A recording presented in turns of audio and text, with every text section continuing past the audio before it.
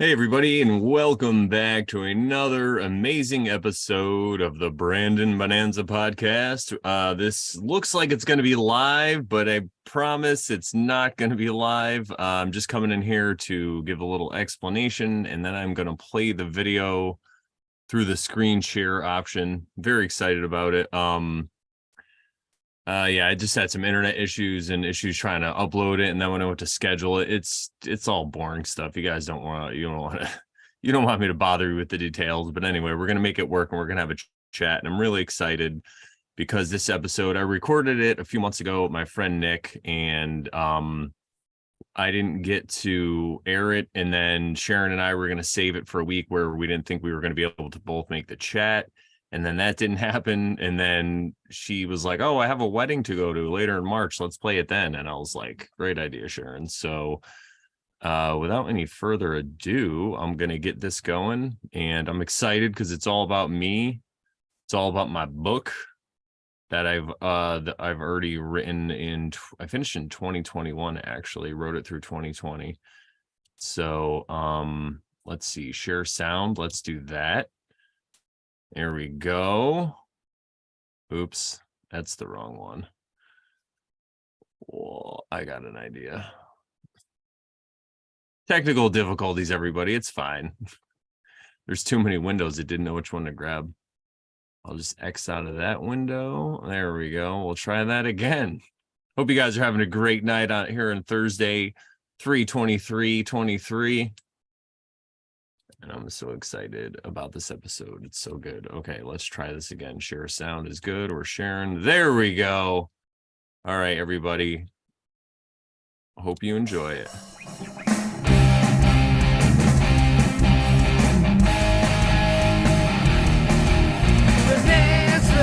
Bonanza, we're hanging out. It's the Bonanza show. Bonanza, we're hanging out on the Bonanza show. Hanging out on the Bonanza show. Yeah. Hello, everybody. Welcome back to another amazing episode of the Bonanza podcast. Today is not live, but that's fine because it can't always be live. We're going to start today with a quote. "I count him braver who overcomes his desires than him who conquers his enemies. For the hardest victory is over self." And that was allegedly said by Aristotle. The Greek himself. Yeah. Well, I guess I'll introduce my guest who's been on the Oversharing show, but he hasn't ever been on the Bonanza show. NB Austin, a.k.a. Old Wise Bear, a.k.a. Nick. We could call him whatever we want to today. And Nick is an author, and I sent him my book a little while ago, and he read it, and he was very excited. And he said, "Hey, let's record about it." And I was like, "About me? Let's record about me." The Brandon Bonanza show today about Brandon Bonanza. Yeah, I love it. Why not? It's my show. No. I read the book. It was awesome, man. And thank you. There's like I was telling you before we started, I just related to it a ton. I feel like other people would relate to it a ton too.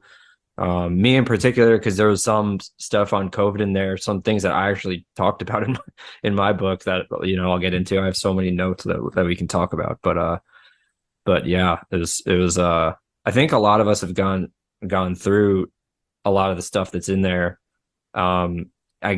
There's probably some like language though that I figure we should define beforehand before we go deep on the topics themselves. So you start out with kind of two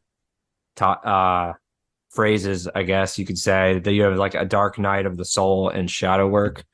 So I don't know if you want to define those before we get started, and we can. I'd love to. That's really great that you picked that up, because there's all these words and terms floating around, and they get misused and used correctly, but a lot of times they get misused by like the New Age movement. Like I was just having a conversation with some friends earlier today, and we were talking about the topic of ego, and it's like, what does that mean? It's such a loaded word, right? It has so many different connotations and definitions. So I feel like Shadow Worked and Dark Night of the Soul are two of those that have the same kind of thing.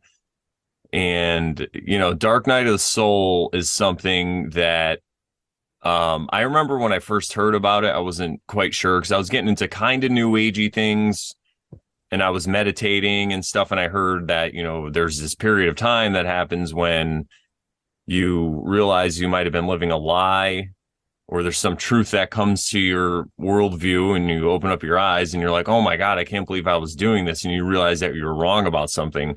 And then that period of time after where you have to kind of figure out what the truth is for you and how you're actually going to be in the world now. Like before I was, to my phone.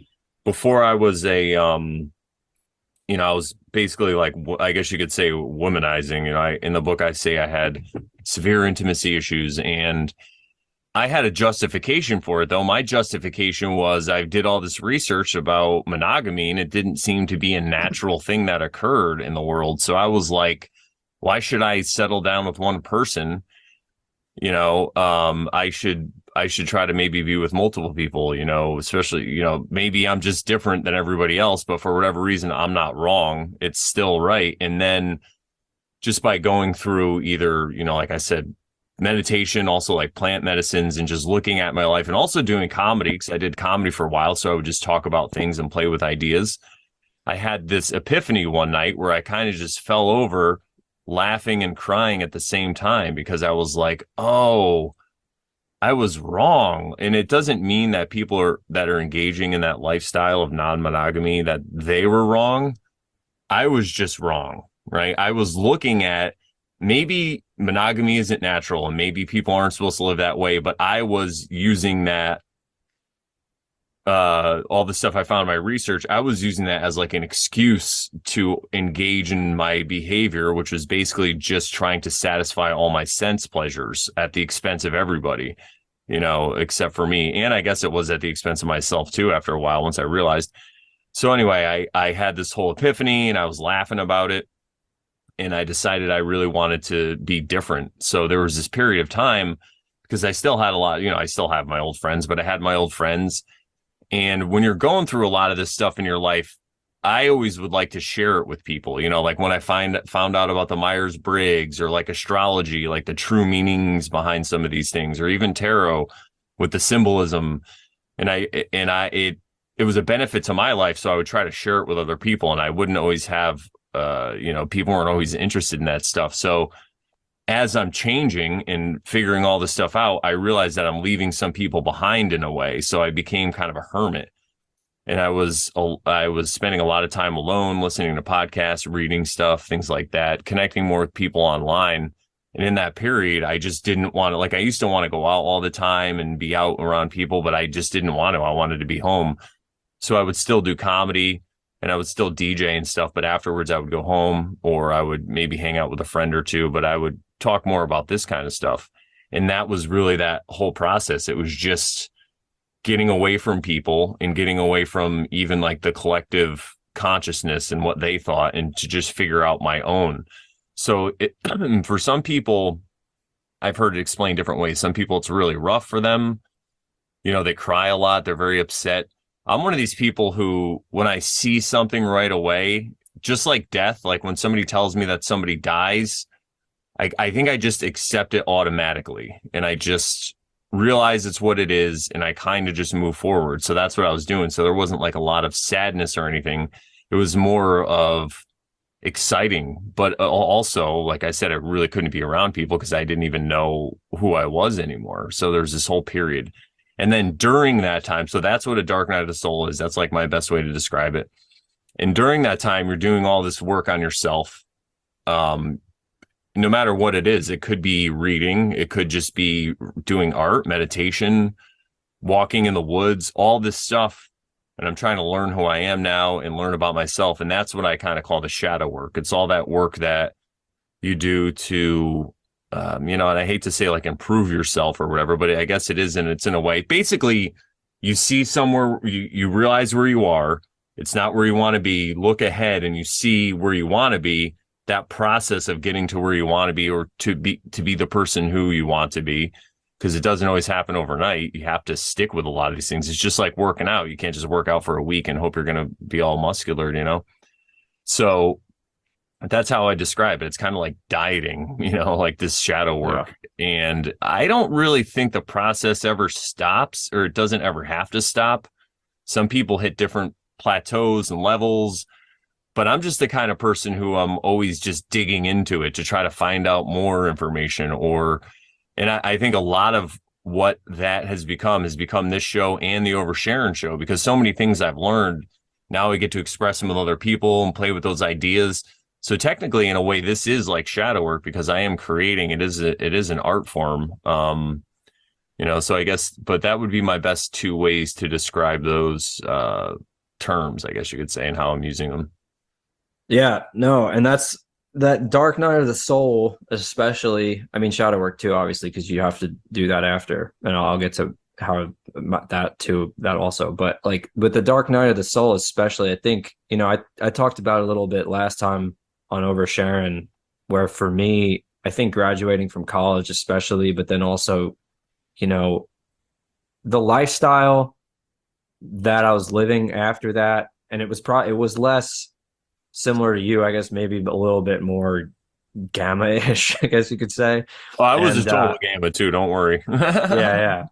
And but yeah, I just like found myself lying to people. And I had this one relationship that really I don't know why, like I just handled it so wrong. I mean, like so wrong, and I felt like I really wronged someone.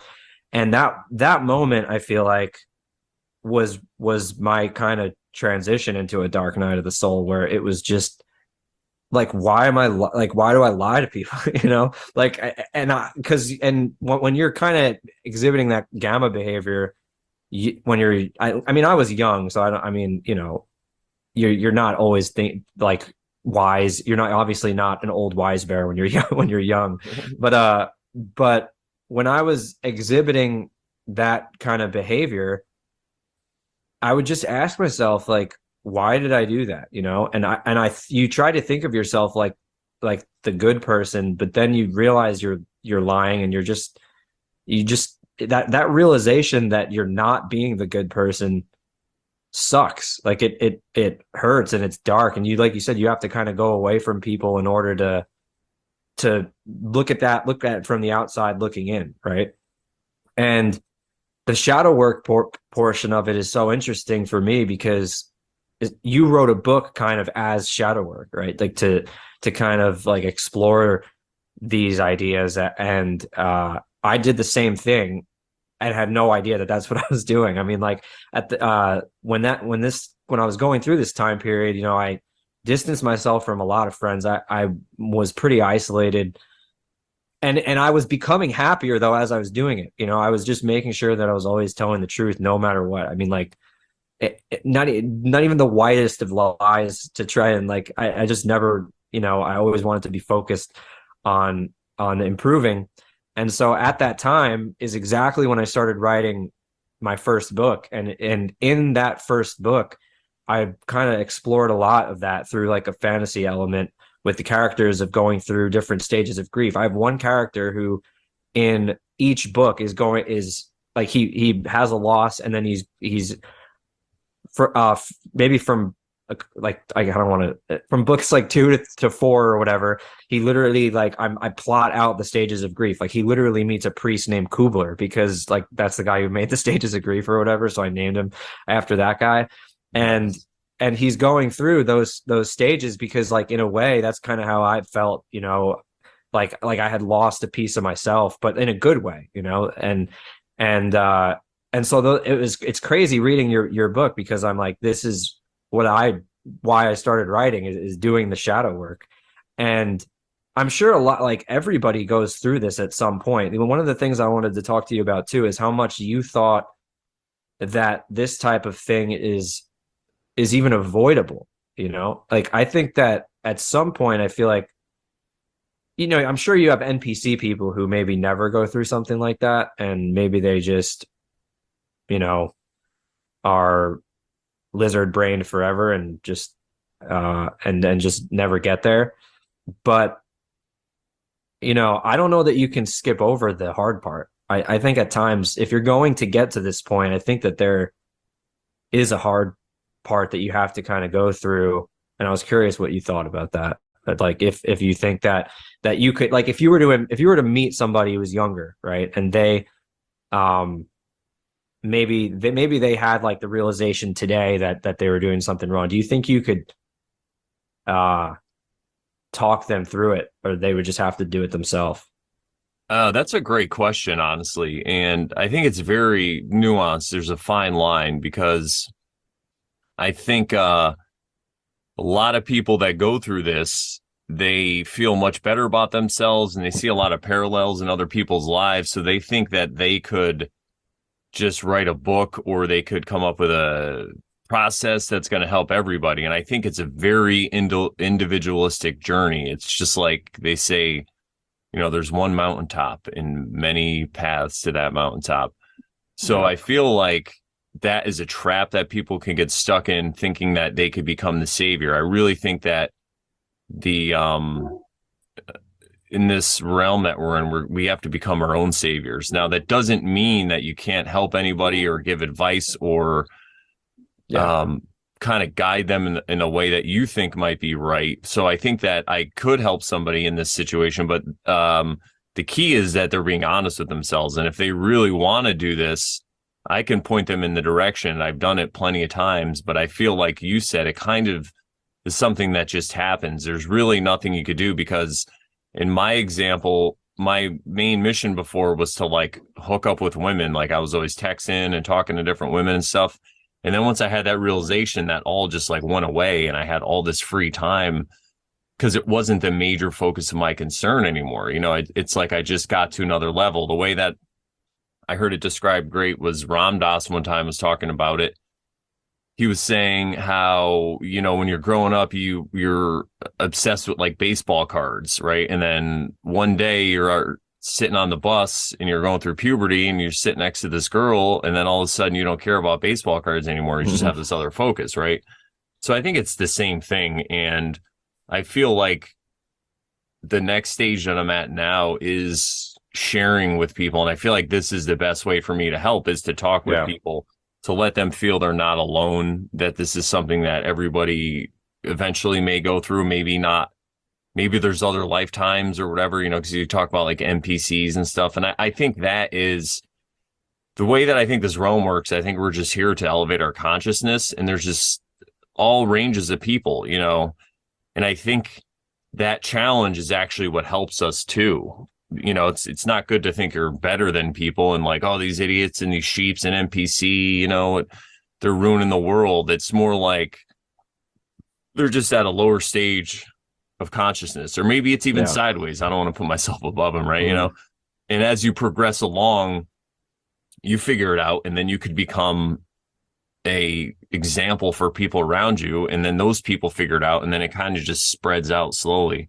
And I think it also is going to manifest a lot in the children that are being born right now. And I talked about that at the end of my book, where I already see that we won this battle that we think we're in. We already basically won, because at the end of the day, most of these things are offers and we're choosing to do them. So I feel like there's always going to be different segments of society, with just different levels of consciousness. But as more people get to that other level, we'll even talk about like just the experimental medical serum, for example. As more people start to see it's not what they're telling you, they're going to be like a swing and a shift. And then those people, for whatever reason, and I think a lot of it has to do with the fact they just don't trust their own intuition, their own feeling, because the way we're raised in the society, we just get beat up so much to always think we're wrong, until we conform. And then some people just have a harder time overcoming that, but for sure, I love to talk about this with people. When people are interested in this, I'm like a nerd about this stuff, And that's why we do what we do on the Oversharing show, where we try to talk about division, because like we were saying earlier, with these language and these words, a lot of these words have powerful, and people feel powerful emotions when you say things like God or like the devil or hell or whatever these concepts are. And sometimes people are very attached to them. So I always try to speak in a language that people understand, and definitely define the terms is very important. Yeah. Yeah. And what was I going to say? I mean, there's so many things. All right. Yeah. um, as it relates to the medical serum, especially like, and you were talking about like the last chapter talking about how we won, right? You know, I, I see it already, even though a couple of weeks ago, you know, I got my video removed on YouTube for saying a specific thing about it. Um, there, the dialogue has shifted so hard in such a period of time, and I know that it's because of people like us, you know, talking about it, and people like Owen talking about it, and even just the doctors who spoke out about it. It it got to a point where last year, I think I mentioned it on the last episode too, where like my wife, you know, she works at a family office, and her uncle is her like boss, and he there was a point last year where she was like the only one of the only people there that didn't get the serum, and she had to take this antibody test, and hers came back negative, which God knows what that means, but according to them, it means that, you know, she never had it, so she's not safe, right? So she was the only one who both didn't get the serum and the antibody test came back negative. So they told her that she wasn't welcome in the office. And I was like, I was livid because it was her uncle. He like, you know, I know the guy. I didn't I you know, I looked him in the eye and shaken his hand, and it really rubbed me the wrong way. And it's kind of why I started writing a book. But at the same time, when that happened, I both had the feeling of like, is this going to be the future? And then also, this is it, right? This is the thing that's going to doing this to your own family member. And it was happening all over the place at that time, right? That was like the height of the whole thing. Doing this to your own family member and excluding that only one person in this office, who is the youngest, healthiest person there, is going to be the thing. And like 2 or 3 weeks later, despite the fact that it wasn't reversed publicly yet, like it wasn't mainstream to reverse course, they reversed course almost immediately after our wedding, that you know, her uncle and them were welcome at. And there were a lot of other people who, again, didn't get the serum and stuff. And I think that they saw the happiness at that wedding and were like, I think deep down, I don't know this because I don't talk deeply with the guy, but I think that they realized what was happening to some extent, not to the complete extent, but they knew what they did. And so right after that, they completely reversed, welcome back, and you don't have to do anything anymore. And more after that happened, there was like a shift publicly too, where, you know, the court cases were going the opposite direction, and you know, the sentiment was turning away from the pressure.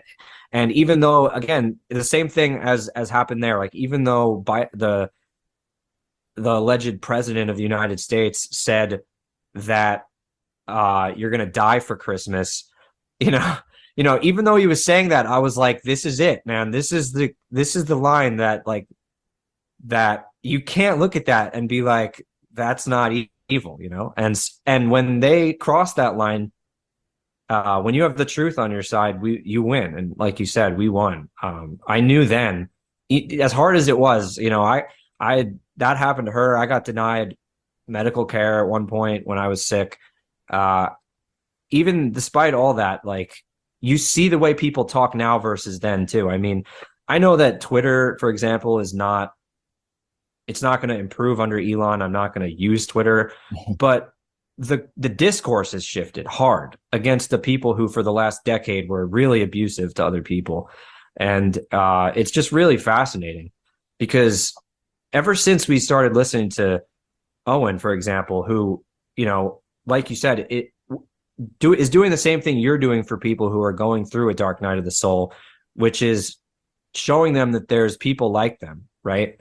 When I was going through that, I felt super isolated and felt And that's why the bear community immediately right off the bat, like as soon as it really kind of sprang up in 2016 or so, was drawn right to it because I finally related with people. And so that the work of publishing that book or this book that we're talking about, I'm sure will help a lot of people. And it's just really cool, like having related to it so much. Because like I was saying, everybody goes through it to some extent who ends up on who realizes what you were writing about, which is I was wrong at some point, right? You have this realization. If you ever have that realization, this kind of thing I feel like is inevitable. And you end up realizing it in a lot of other ways. You talked about 9/11 too, and I was in the same boat, super anti-Muslim because of it. I mean, because I saw people in a building die on screen in third grade over and over and over and over and over again in the city or in the state that I lived in. So like at that time, I was like, wow, these people are barbarians. I didn't know anything about them, but later on you realize that you're wrong, and it changes you in a good way. I hope. Yeah, it's like the ultimate gaslighting. We go over there, Yeah. or the United, whatever, the military goes over there, does all these terrible things, and then they react, even if 9/11 wasn't exactly what they say, obviously, but even Yeah. Vietnam, when you hear about all these stories about how they cut people's tongues out, it's like, well, yeah, what do they do to their families, And Exactly. it's Like, crazy was how it it's just a warranted? cycle. Yeah, that's what I mean. But the thing is, though, if they didn't take the bait, and I'm not saying they should, like, if I came home and my whole family was like Yeah. murdered, I don't know what I would do. But say they didn't take the bait, just like you did with your wife and her uncle, you guys, I'm sure, didn't freak out on them and say all these things. You just said fine, and you even invited them to your wedding. Yeah. So That's they why I didn't. started writing a book about it. I literally started writing it as a book to businesses about why they should do anything that these people are saying. It was directed for him. So it wasn't, I did the exact opposite. Thanks to the good example of people like you and Owen and stuff. So it's just really like we were in the best position ever. I think COVID was super good, but keep talking. I Oh no, interrupted. yeah, you're right, because it's energy. What happened was people were giving you energy whether they realized it or not. And it was up to you. And I know in the beginning when I got all this energy, I just raged and I freaked out on Facebook and told everybody they're idiots, and all this stuff. Yeah. And it didn't get anywhere really. Some people, I mean, some people, we all knew whose side we were on after Brandon's infamous Facebook rants, but what you did, you took that energy and you used it for something good. You used it to focus it, to channel it on a book. And that's what I tell people a lot when they ask me about this, podcasting and blogs and comedy or whatever it is. It's like what I was doing was, especially when I started my blog in 2013, it's almost been 10 years now, was I saw I wasn't happy with what was going on around me. And this was because of the whole 2013, 2012 situation in Connecticut with the guns. I'm sure everybody's familiar with that incident that happened, that Alex Jones got sued over $1 billion for. But because of that, they're enforcing they're going to try to attempt to enforce all these crazy gun laws here in Connecticut. And I was at first freaking out on Facebook, but then I'm like, you know what? Let me write about this. Let me just write down in an easy way for people to understand. And that's what I did. And it was so much better for me to do that than to just freak out and get upset and pissed off about it. And now, and even then, when people would say, well, how do you feel about this? And I'd say, here's my blog article. Let me know what you think. Does this make sense? Because I would even write from a point of view of somebody who didn't like guns. I'm like, I understand if you don't like guns and all this stuff, but look at this. Isn't this true? Isn't that true? Shouldn't somebody be able to defend themselves? Like all these things. And for me, it just helped a ton. So that's what I always recommend to people, is to do that, to just find an outlet for all this information. A lot of people in this community get addicted to the gravy, but the warning that comes with it is when you have all this truth, if you don't have I'll say a healthy way to express it artistically, creatively, somehow, it could actually eat you up inside. And that's what I found was happening with me at first. I was arguing with people, and like I'd be at like a family thing and someone would be talking about something. Now I'm at something and I just let them talk. And unless they ask me, And when they do, I'm just, I'll just think of something silly or funny or something that we can all relate with, like the whole argument about are we on a spinning ball or a flat earth or all this stuff. I just bring up realm theory and how crazy Mhm. it is, and people are just like, "Oh, you're silly." But Yeah. it's not a non-confrontational thing because I realized that what it was is I realized there was a feeling inside me when I heard somebody talking about sun. Say they're talking about like covering your smiling face and how everyone should do it, and people who don't do it are just selfish. Mhm. I would get this feeling inside me and I would have to, no, you have to see it my way. And it's the same thing with the whole intimacy issue thing, they don't have to see it my way. They see it their way. I see it this way. I'm blessed to see it this way. That's how I should Yeah. look at it. And now, if I choose to, I could share some information, but you always got to remember the truth is the most dangerous thing there is because sometimes people, you try to convey some truth and they only get half of it and then they freak Yeah. out, and then they start like trying to start a cult or something or like, Mhm. like, yeah. Yeah, I mean, that's the best way to try to convince anyone of anything is to just put it out there, and if they want it, they come to you for it. But they like so you never lie. You never like if they ask you a question, what do you think about COVID? You don't tell them you know, the mainstream, I think exactly what Fauci says about it. You just say what you think, and then and you don't really say why unless they ask why, right? Because if they do the research, just asking you the questions themselves, then they're more likely to be first of all be reasonable with you, and second of all consume what you're saying meaningfully. Like they actually want you to hear it. Because if you just yell and just say you're dumb for not thinking this or whatever, uh, they're not even in a position to begin to try and be won over, right? You talk a little bit, and this is what I wanted to talk about next about meditation and like the hypnotic aspects of meditation. And like, I have a friend who got it really into hypnosis for a while, and uh, he was kind of explaining to me what it is. And it's funny because now that I kind of understand more about what hypnosis actually is, I'll tell someone about it. Like one time I was talking with my wife's mom about how the media, because she's based, so she's super anti corona also, and I was explaining like how the media uses hypnosis. So I would give an example where um like I talked about in my book at one point where they use words like here's what you need to know, right? Which is such a hypnotic, like it's basically telling you you can shut your brain off. We're going to tell you now what you need to know. And you, so your mind kind of goes to this place where it's like, I don't have to think critically now. They're about to just tell me. Right. And so I was telling her what it is. And she's like, yeah, but I don't believe in like the fact that they're, putting you under a spell. And I'm like, no, I'm not saying that they're putting you under a spell. Like it's literally just making a suggestion while you're in a relaxed state, right? Like if you're, and especially the media is so good at it, like especially if you're on your phone, that is a hypnotic state. Like people say that like, if you're driving in your car, the feeling that you get where you go from point A to point B and you don't know what was in between point A, you weren't even aware of what was happening in the car. Like that's kind of why music and the radio can be hypnotic. In like if they say some messages that while you're in that state, if they just slip in a couple messages, you could imagine how things can get pretty twisted in your subconscious uh, while you're in that state. But I noticed that you kind of talked about using meditation and hypnosis a little bit because you can obviously use it for a lot of good things too. Like you can, you know, the most obvious ones are like if you need to convince yourself that it's to get stage fright out of you or something, right? Like that associate positive feelings with being on a stage or whatever.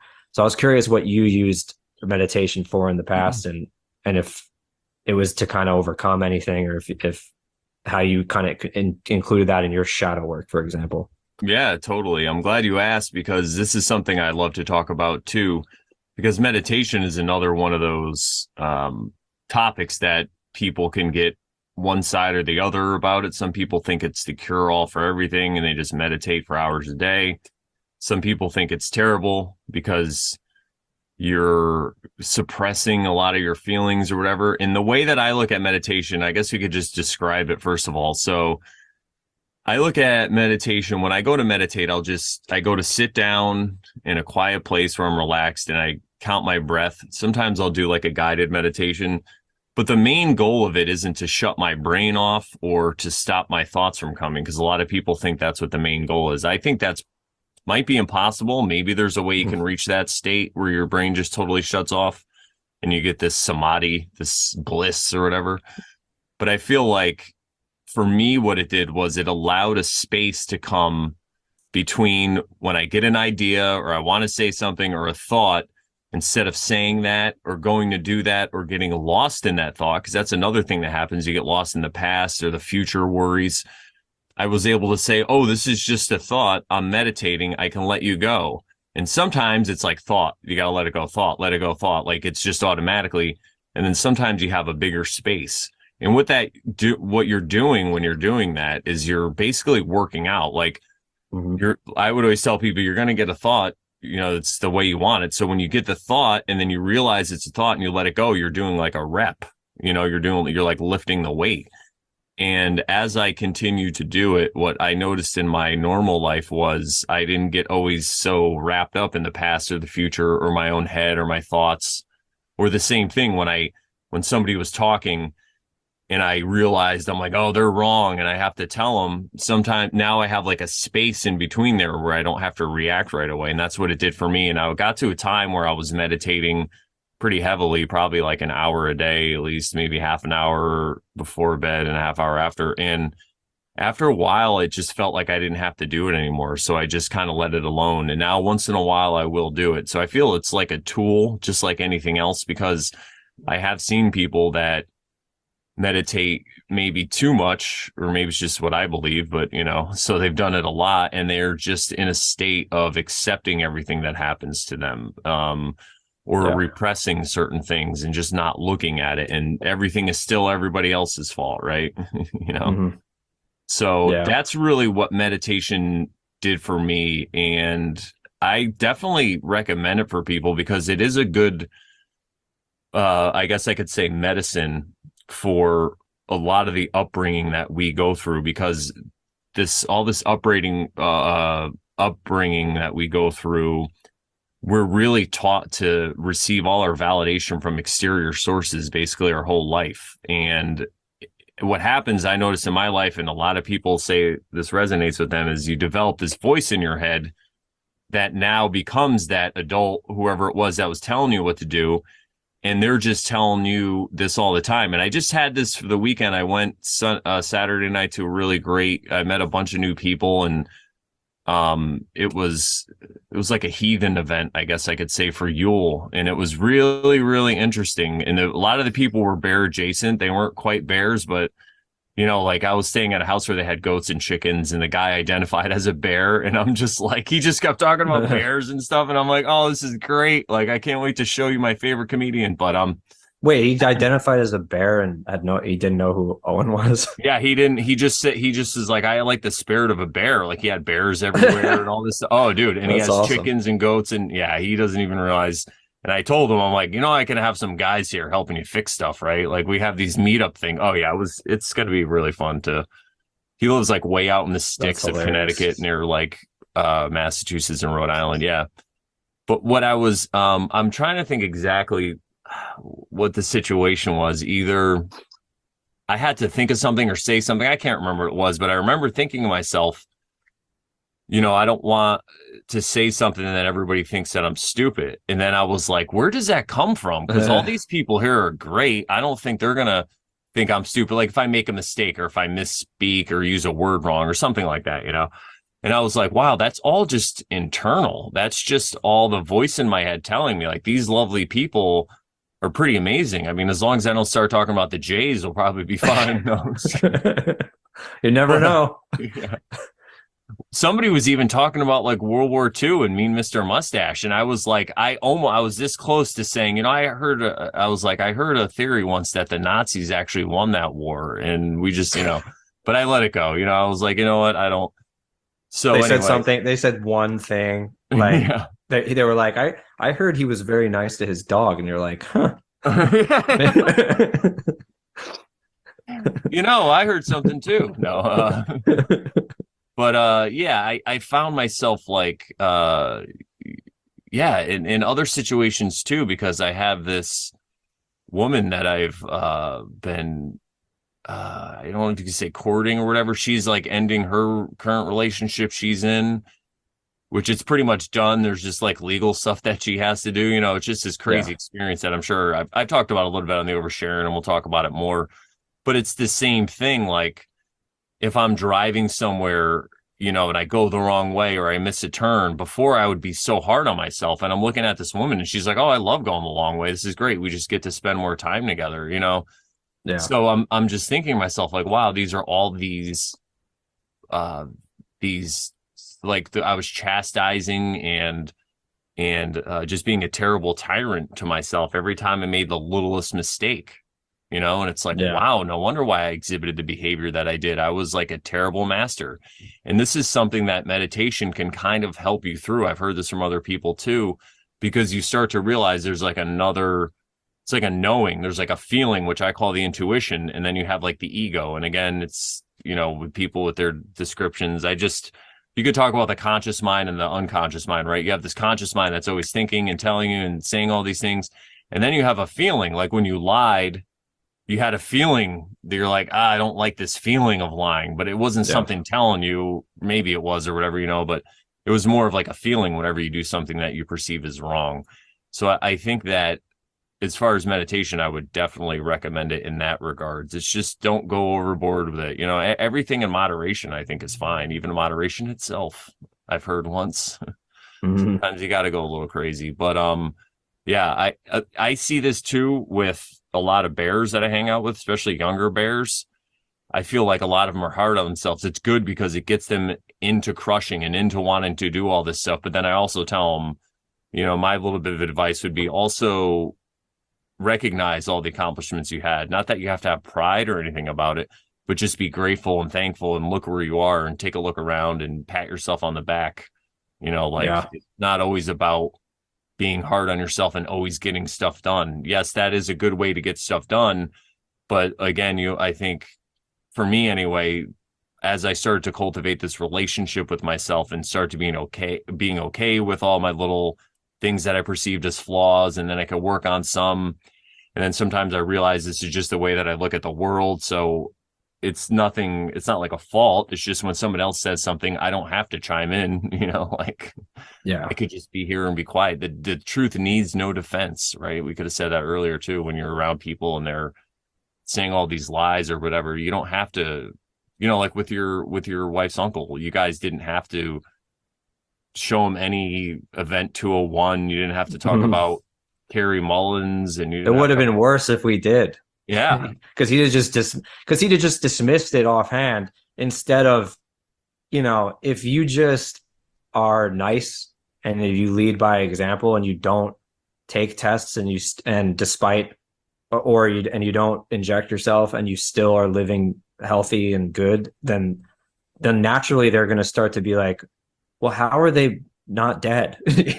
yeah, They're going to start to ask kind of those questions. And if you would have said right off the bat, you don't know about Carrie Mullis, then they'd have been like, they'd probably not even want to come to you, even if they did realize, because they'd have just been thought you'd make fun of them or something. yeah. And So instead, you just let that feeling, like I was saying, you get that bad feeling, you let that work on them for yeah, themselves. And then they had to figure it out because they didn't have to defend any point of view. They were just left with what they did, you yeah. know? Like there was an example. So we had this chili cook-off that my wife works at a family law firm, and every year all the family law firms here in Austin do this chili cook-off, which last year my wife was the one who did it for her law firm, and she actually won, which was awesome. But this year she didn't. And so, but we went, and there was this couple that was part of their law firm, and I was meeting them for the first time. And the wife, I guess, worked for the law firm. Then the husband he worked for some other law firm, so he was just a guest there like me. And they started talking about COVID it just came up, I guess it came up because one of the, like, my wife had a cold like a week or two ago, and then someone else at their firm got sick a week or pretty sick a week or two ago, and so they were talking about that, and then they started talking about COVID, which was what the flu used to be called 2 years ago, and the one of the attorney's husbands was saying how he's had 2 shots and a booster, and he's still had COVID twice. And my wife was like, "Wow, I've never had COVID," and they're talking about this, and you know, I just turned away and I was like, I'm gonna eat some chili, just like, because he's talking about the fact that like he was during the last 2 years he was in law school at like I guess Baylor, which is like some school in Texas, and he was taking like they made him take tests every single day, and I'm just like, even if I wanted to try and, which I don't, I have no desire at all, but like even if you were in that situation, as crazy as that sounds, right? You know, that this person took 3 shots and still got sick twice and thinks that, and still follows this paradigm, right? It'd be like if you believed in, I don't know, multiple gods, and then one god comes down and he's like, hey, there's only one god, and then he goes back and you're just like, yeah, I think there's still multiple gods or something. I don't know, just like some stupid example of some Like Santa paradigm that Claus.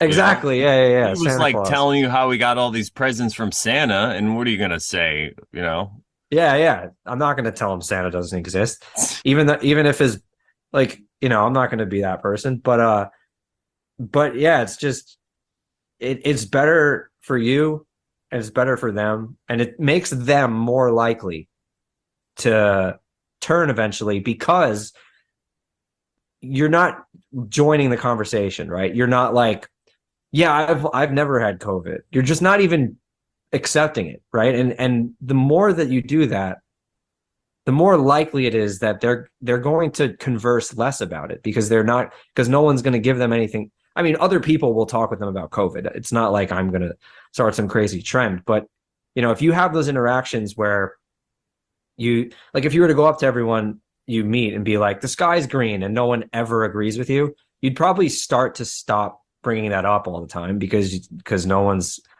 gonna go along with the fact that you think the sky's green. That's weird if you think that, because it's not. You just look up.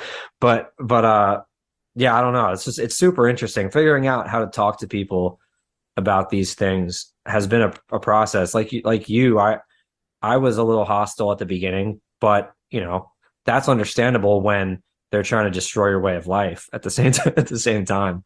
But it was really helpful to learn kind of better ways to talk to people. And then I think about it's some the of the, right thing to do though, was to yeah, kind of I don't even feel bad about it, because even like Owen has said it before, like when the whole mask thing started, if we could have stopped it then, we could have, but now the ship has sailed. So it's yeah. like people who talk about the dangers of it now. It's like, yeah, where the hell were you 2 years ago? Like it's safe to talk Right. about it now, but yeah.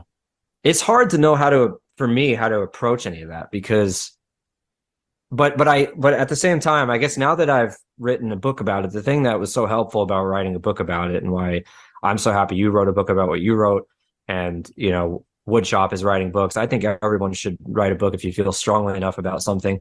But the thing that was so helpful about that is it just kind of it helped me put it behind myself in a way, because even if I disagree with, because there's even people on our side of it that I don't agree with, like about certain things, like specific things.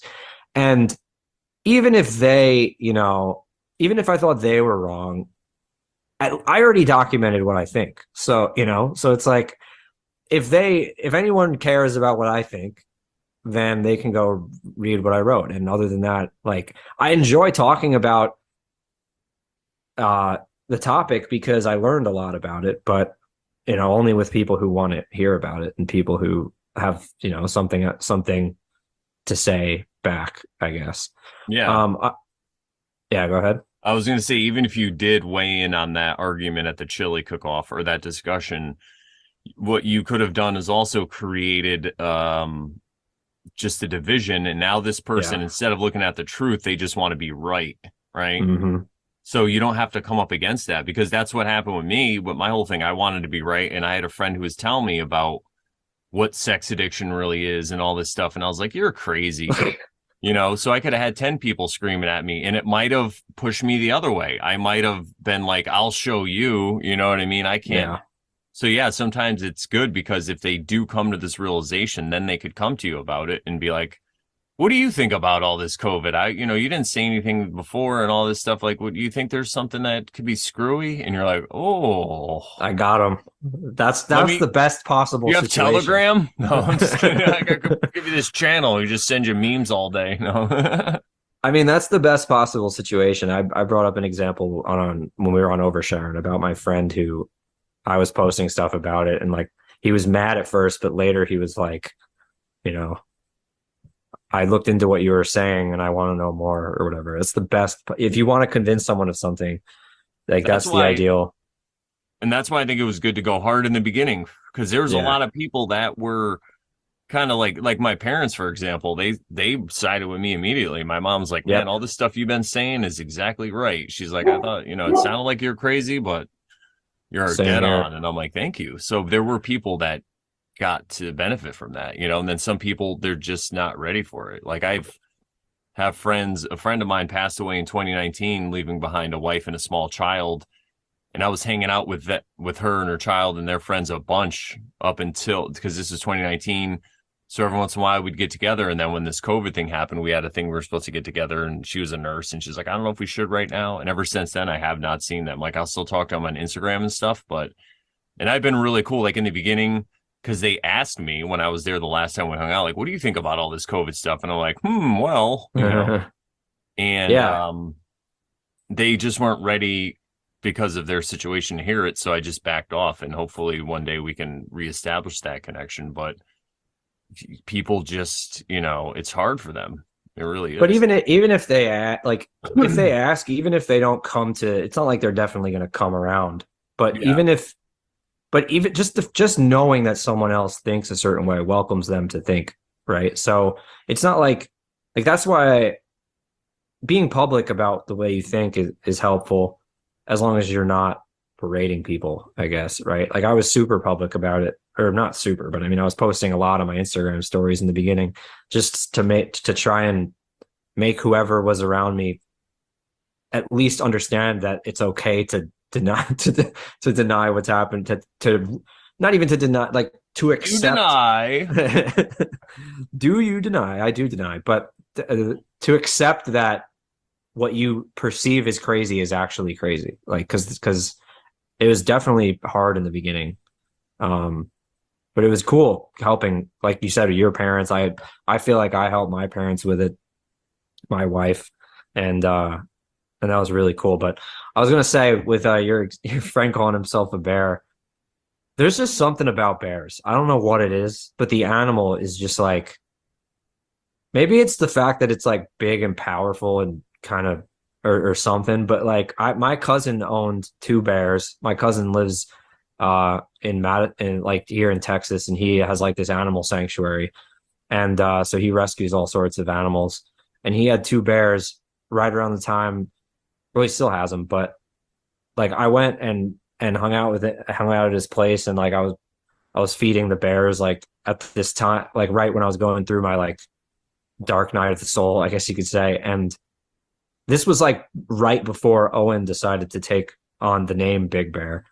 And I think like part of just my fascination with bears made me write my first, like in my first books, like there's this group of people who can like control bears, and the front cover is a bear.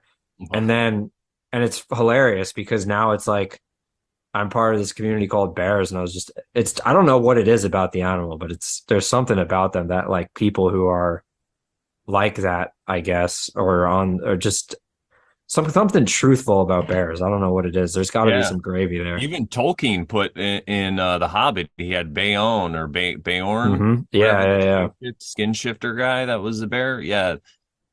I think the bear really is the national animal of this country, because it's like, leave me alone, I'll leave you alone. They eat all kinds of silly stuff. They play, they hunt, they sleep. It's like they're very protective of their children. Well, the Yeah. mothers anyway, so yeah, Hmm. there's a lot of archetypes there that really resonate, I think, with people. For sure. All right, next topic. I definitely want to talk about so you brought up during about your time in the especially during boot camp about collective punishment. And I thought that was super interesting. Um, especially the way that you contrasted it with you contrasted kind of the collective nature of the military with the Dark Night of the Soul, which I thought was super, super interesting, both from the military aspect and also from the COVID aspect, because there was that collective, and they used this and kind of abused this desire for people, right, to be part of a collective. And there is obviously, like, we're social animals. There's use in we need to be part of a collective.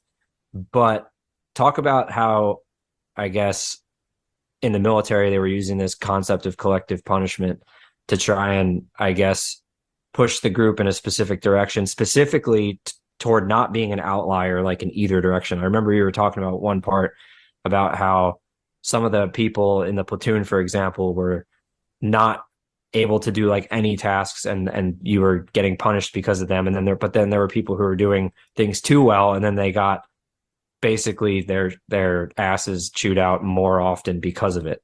So I want to hear about that. All right, well, I'm glad you asked me about that because that's kind of the what I saw happen in 2020 with everybody in the shutdown. It was like it blew my mind because it paralleled what happened with me a few years earlier. So I had this truth that I came across, and then I had to go do my Dark Night of the Soul and be alone, locked up in my apartment, and hanging out with my cats and only a certain amount of friends or limited friend groups or whatever. But what I saw was it was just an inversion. So like boot camp, right? They take you away from everybody, just like I did. So well, not in boot camp. So going through the Dark Night of the Soul thing, I distanced myself from everybody and I became like a hermit for a little while. And that's kind of what happens to you in boot camp. But when you do a Dark Night of the Soul, it's an individual thing, right? You come to this realization, you have the epiphany first. You're like, oh my God, what was I doing with my life? I don't want to do this anymore. Just like a drug addict, I explained to, it's the same thing. You hit like a rock bottom and you have a change in the way you see the world.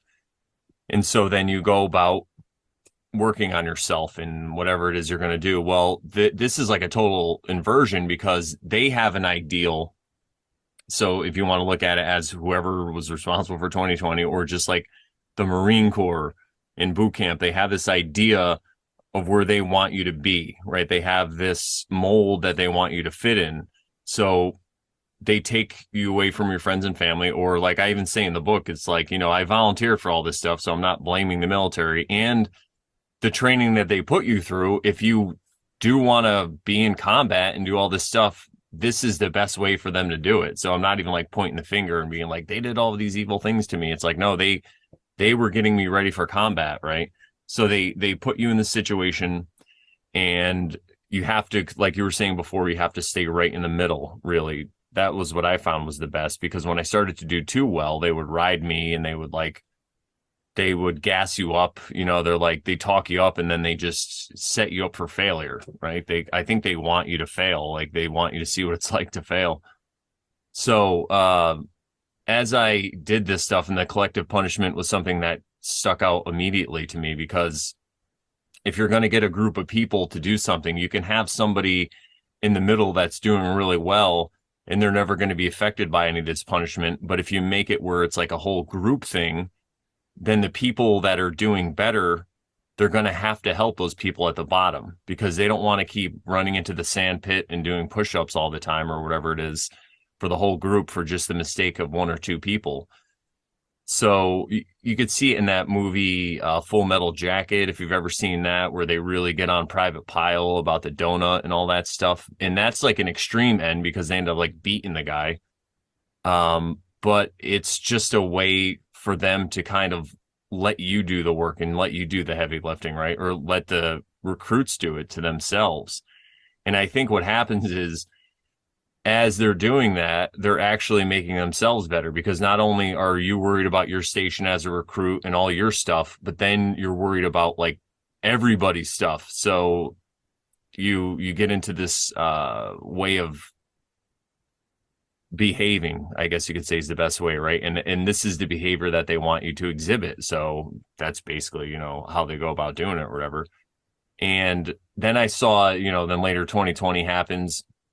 And I see this thing where everybody's being told to stay in their house and stay away from everyone they've ever known or loved, and you have to be alone, right? And it's not because people decided to do it. Well, I mean, in the grand scheme of things, everybody did choose to just do it, right?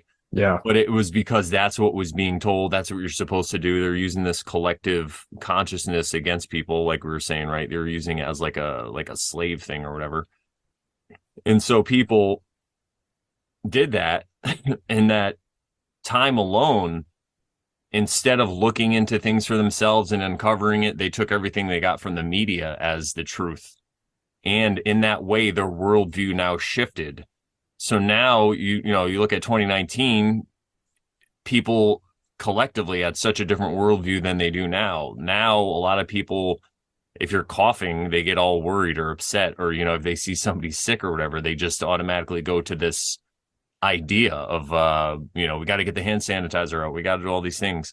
So what I saw really was just a direct inversion of it. It was like a misuse of the sacred feminine, is what I say, because you look at these like masculine energy and feminine energy, which can exist in both men and women. It's not like we all have it inside us, but the feminine is more of nurturing and healing and kind of like a listening. It's more passive, whereas the male energy, the masculine energy, is active. It's more like action. And that's what I saw in 2001 and 9/11. I saw kind of a misuse of the sacred masculine, where we got to go protect everybody. We got to go save everybody. We got to go get retribution. We got to do these things. And that's actually what really inspired me to write the book when I saw that, because I was talking about it with other people, and it didn't seem like they were grasping that concept, or when I would explain it to them, they would, but it's not something they thought about. So that's why I was like, maybe I should write a book about this, because and then using just the experience of my own life was what really, I think, helped people relate to it, because I wasn't talking about stuff that I didn't know. I was just sharing everything that's happened to me in my life and my observations that I made. Yeah, and that's the reason why I also decided to include boot camp, was because it was another time where my behavior changed drastically, but it was nothing that I consciously chose to do. Like, I just signed up for the Marines. I guess, again, it was a choice. And I went there and I was basically at their whims. I decided to play their game instead of playing my own. So it's very similar, because if you know anyone that's ever went to like Marine Corps boot camp, when they come out, they are definitely a different person. It's crazy to see that. And usually it's for the better, because a lot of, like I was just a 18-year-old kid, and I was dependent on a lot of different things, and it made me very independent, I guess you could say. Maybe too independent for their likes, but hey, they still got 4 years out of me. But yeah, I guess to some extent at that age, it's probably, you could use it for good a lot easier than when you're an adult. Like with COVID, I could tell, like when you were giving the examples, like you were saying, of people who either performed well or didn't. And on both ends of the spectrum, they get mistreated. It's like, if the obvious, mistreatment is people on our end of the spectrum, right? Where the more you resist, they start to take things away from you. And even during that time, I had coworkers who, there was a period of time at my job where they were saying, you have to enter your status of whether you got the shot or not by like March, like, right. And of 2022, I guess. And, I just wasn't going to do it. And people were telling me they were worried about me. And that's, that's them being the middle person, right? They're being reasonable, those people who are worried about me, because, and they are they're the ones who are following like the desired protocol that the military in this case is, who are the COVID people, are trying to set for them. Whereas, and so that's the obvious one side of the spectrum. The other side, ironically, is the people who are wearing like 3 masks and face, they're actually getting mocked and ridiculed also, right? And so the person who's worried about me is also, I have friends that I know who would think this way, who would be like, well, I'm not going to be that crazy person wearing 3 masks, right? But you know, but I'm so worried about Nick and if he's going to lose his job or something. And so it's just really fascinating with that, like you said, collective punishment, how there is a very specific thing that they're trying to drive people towards by not being part of either. Like, just be reasonable, just get the shot, right? You don't have to get 15 of them, right? You don't have to do what the homeless people are doing and getting paid to take like 5 in a year, but at least get your 2 and then your boost. Like, just be reasonable. And it's just so fascinating how they use that uh system kind of punishment. And there is a day, right? It's Maybe. not worth like stressing out about it. Like in the case of COVID, there definitely is. I mean, I've documented who it is. Oh yeah, not yeah. not not like the person, right? It's not like one Yeah, I know person, what you mean. Yeah. but Like it's a event collection of, 211 happened, you know what I mean? Like, yeah, it's just a collection of corporate interests of people who are trying to sell something, right? Um, whether that be for profit or for spiritual reasons, whatever. But there is a they, but you don't have to worry about them. There's just a way out, right? And you just, like you said, it's always voluntary. Whether you stress out about it or not, whether you decide to be in the um in the collective or take the dark night of the soul, or not, is your choice. And it's just, but it's super interesting to like be able to kind of see that happening, to see how that's used. The more I feel like you understand how that can be used, the easier it becomes to kind of work your way out of it, right? And one of the things you talked about too, that they definitely take advantage of to try and keep people in it, is vices. I think you had one part where you were talking about how they use vices for control. And one of the interesting parallels I saw was um, Yuri Bezmenov, who, you can draw whatever conclusions about the man you want. I don't know anything about him as a man, but like from his videos, one of the interesting concept that he talked about in his videos is how they would basically use the 4 stages, right? These 4 stages to try and get what he said, what the KGB was doing was use 4 stages to get America, to like break America, right? And the 4 stages were demoralization, destabilization, crisis, and normalization.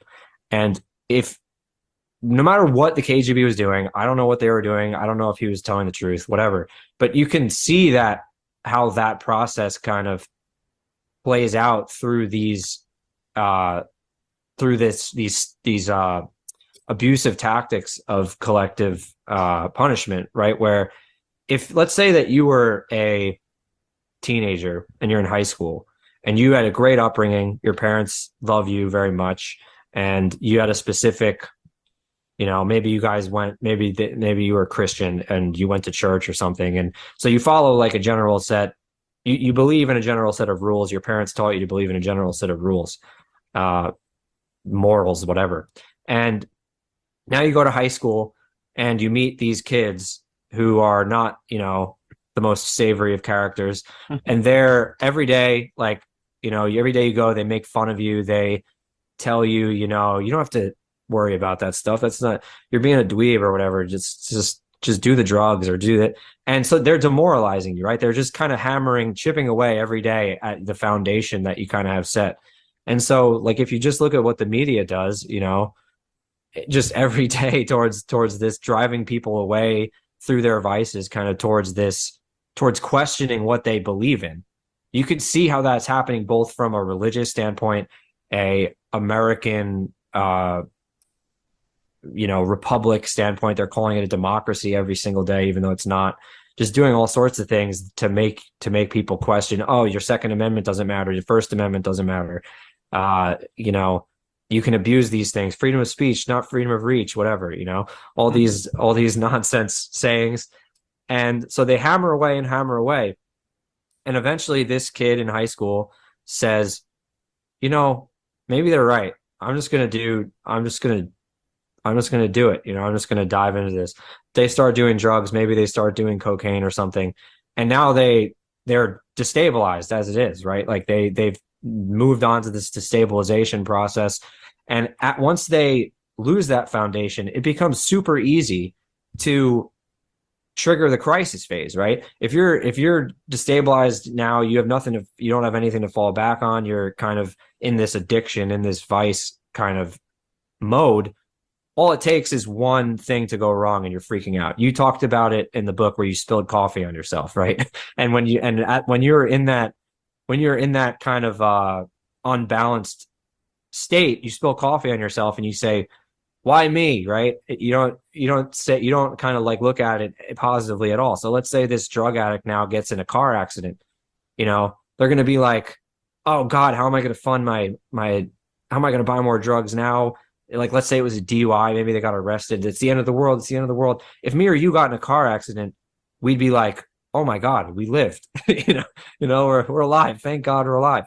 When you're stabilized and you're not demoralized, like you can think that way.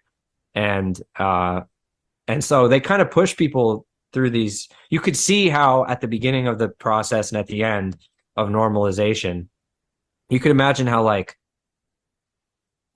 a drug it might be in a drug dealer's interest to kind of tip people into that scale and kind of get them in this normalized process of this chaos drug addict kind of state. And it leads to this, I think it leads to that kind of inability to kind of it makes it harder to say I was wrong, to trigger the dark night of the soul, right? It makes it harder for them to even be able to process their emotions and what's happening enough to get to the state where you can fix it, which is a dark night of the soul, I think. But yeah, that's kind of, I don't know, I just rambled for a while, but that's kind of like some of the stuff that the book made me think about. It's super interesting because it plays into both the collective punishment and what happened and the whole psychology of the whole event post-event 201 event. Yeah. What you're Happened. describing really makes me think of the Overton window, right? Because Mhm. there's like an acceptability of, or there's a range of acceptable behavior that you're Yeah. able to display in public. And if you were running around wearing a mask in 2019, yelling at people about germs and viruses and stuff, they're going to think you're nuts. But then Hmm. because of this event, it slid the Overton window. And because we all have different ways to react, there were those people who were wearing like 10 masks and like all these suits and they were going crazy. And so I see that allowed the people in the middle who were just going to go along with the one or two of these shots. It allowed them to look at somebody else and say, "Well, look at how crazy they're being. I'm just being reasonable. I'm right here comfortably in the middle of this Overton window, whereas Yeah. the people like us were like, wait a minute, what the hell just happened? You guys just shifted your whole what's acceptable publicly for behavior, and now it's infringing on my rights, where, yeah. And I think demoralization is a big step in that because I think when you are able to demoralize somebody, you kind of screw up their compass on to what they see as right or wrong. It reminds me a lot of what Owen says with certain behaviors. It's hard for you to criticize. Like if you're a guy who's womanizing and with all these women, it's hard for you to criticize the behavior of, if you want to criticize homosexuality behavior or whatever, even all Yeah. the way up to pedophilia. It's like it's not that different though. You are still every day just trying to satisfy your sexual desires. That's exactly what they're doing. They're just doing it in a little bit of a way that's different than you are, but you're still exhibiting the same behavior. So at the end of the day, you do kind of feel like a hypocrite. So because you have the shame for whatever you're doing, you don't want to stand up and point it out because you're afraid that your shame might be uncovered while you're pointing out this other person's transgressions or whatever, and I think that is key. And you could see that happening over and over again in this country, whether it was television or fashion or pornography or whatever it was, this slow slide, drugs and alcohol and all this stuff into demoralization, and Yeah. then, I like think you porn said, is such a key one. I'm yeah, oh, so yeah. glad people like Owen and EMJ just dig in on porn because it's for a guy, it's like the most easy thing to dive into, obviously, because it's free and accessible, but then also to dismiss that it's a big deal, right? It's so easy to, especially when you're in it, like any addiction, it's a lot harder to be sober enough to see what's going wrong while you're in it, right?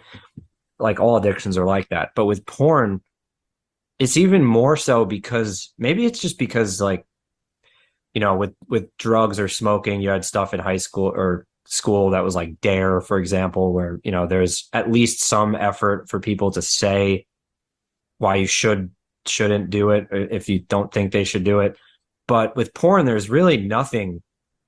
I mean, there's some, I guess, but now especially, it's just kind of shrugged off. People don't really think about it in terms of this could really be distracting me from my potential in not just sexual ways, but like in other ways, like part of me not lying anymore was quitting porn. I had a bit of an addiction to it, and I, had quit it cold turkey one November, and for one no nut that I decided to just do forever, and and it changes you, like it changes the way you think and the way you like approach, not just like approach women, obviously, but also approach how you like it makes you see things that you literally didn't see before. Like it almost literally makes you blind. Like it feels that way afterwards. After you stop,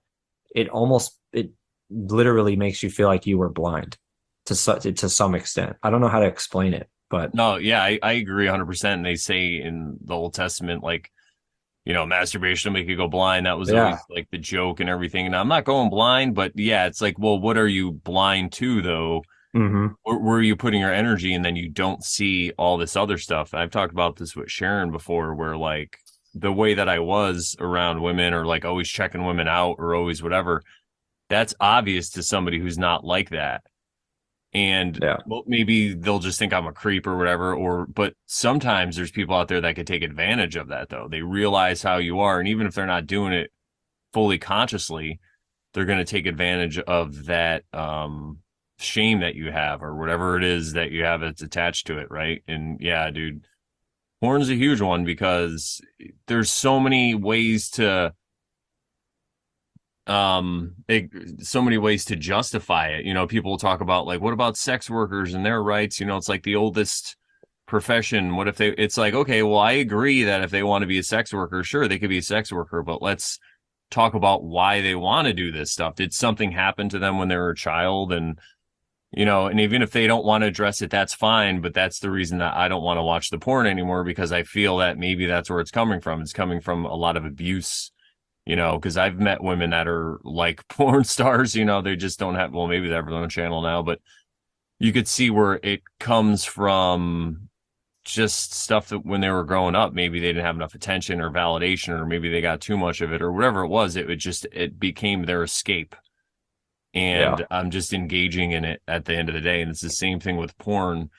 I'm not saying that people shouldn't be able to if they don't want to, but if you can realize what it does to you, and you realize it's a choice that you can make at the end of the day, you could just leave it alone. Like, you don't have to demonize it. But I mean, I don't mean like, I love when men talk about the dangers of porn. I think that's great. But what I mean is internally, you don't have to be mad that it exists. You don't have to be Yeah. like, I have to end porn forever. Like, you just have to realize that it's all due to the way these people were raised and all this stuff that has happened to them and whatever it is with them.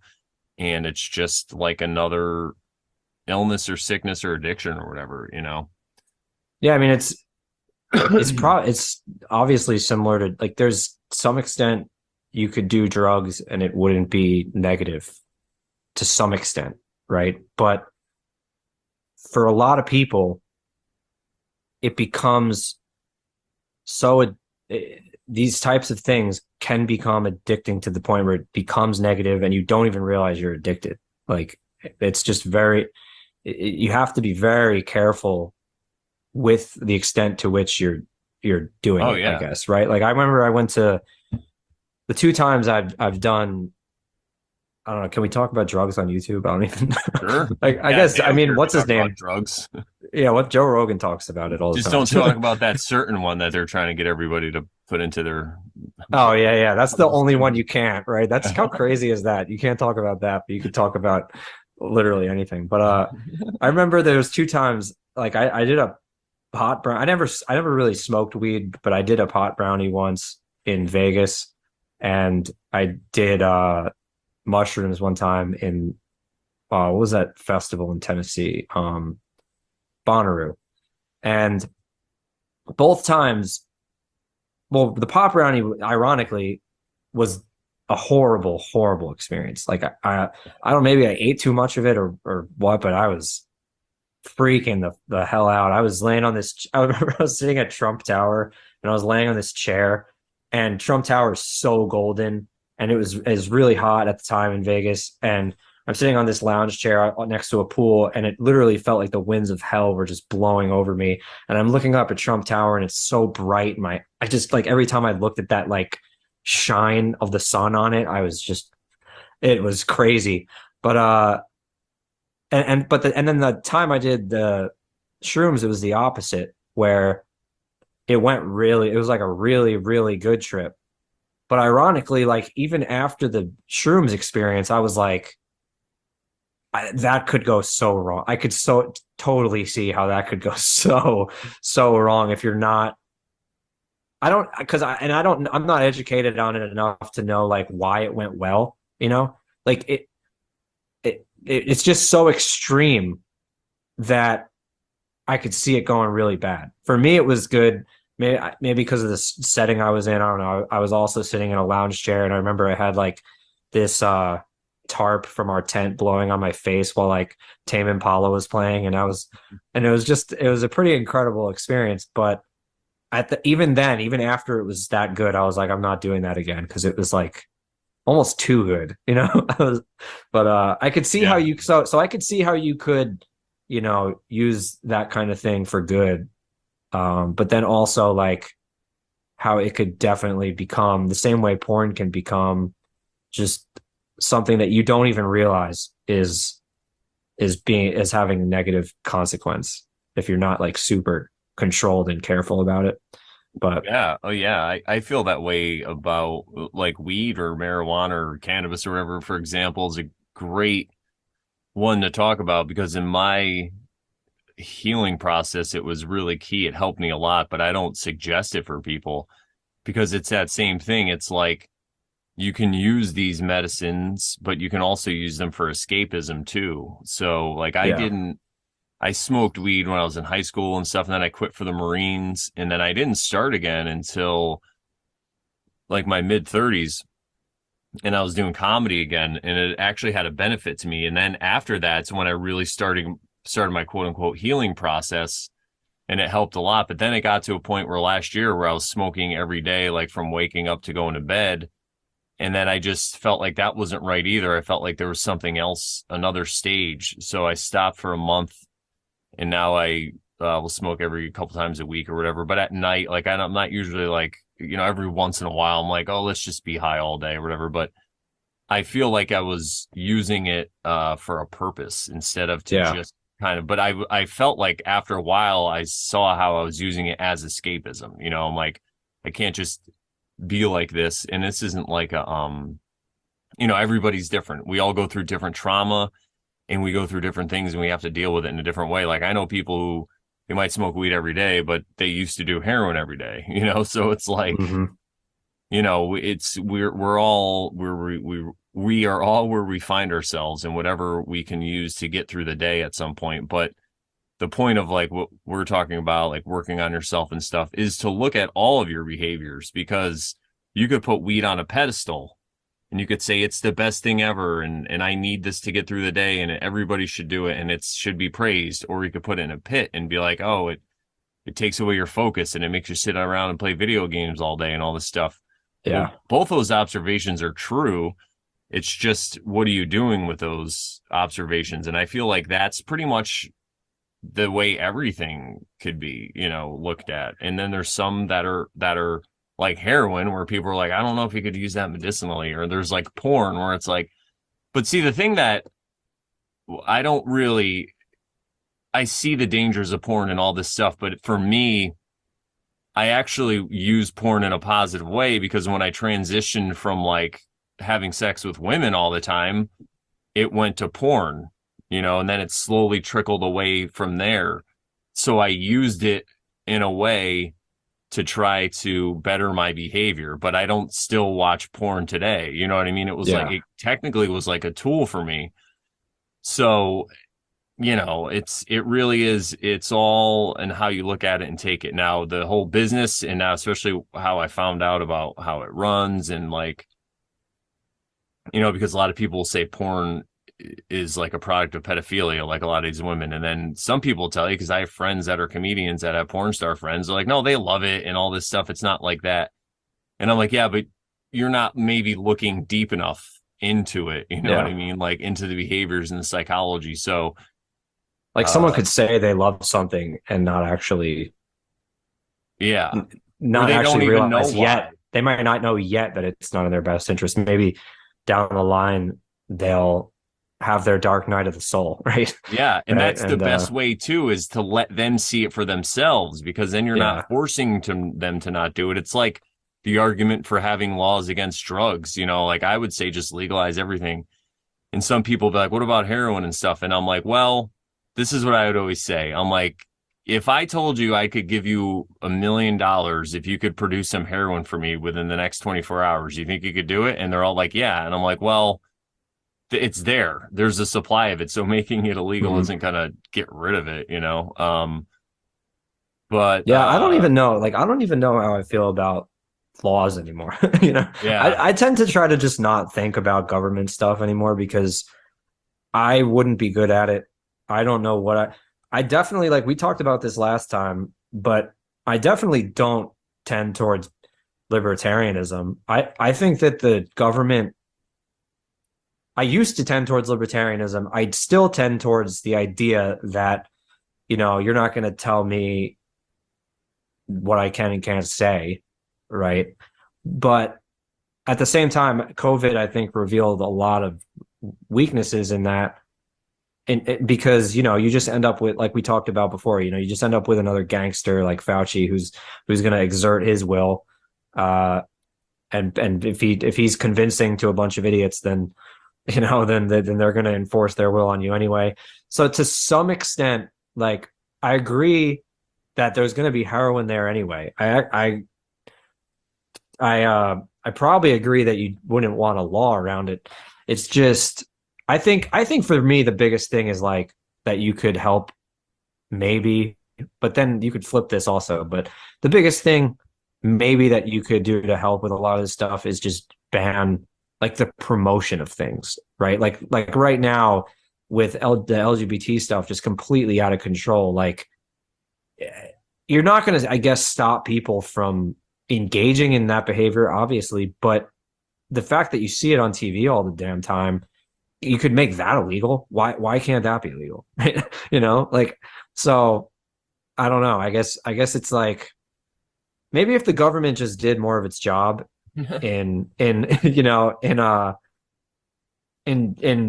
instead of sending money to countries that are corrupt, maybe they would like spend money on positive propaganda program.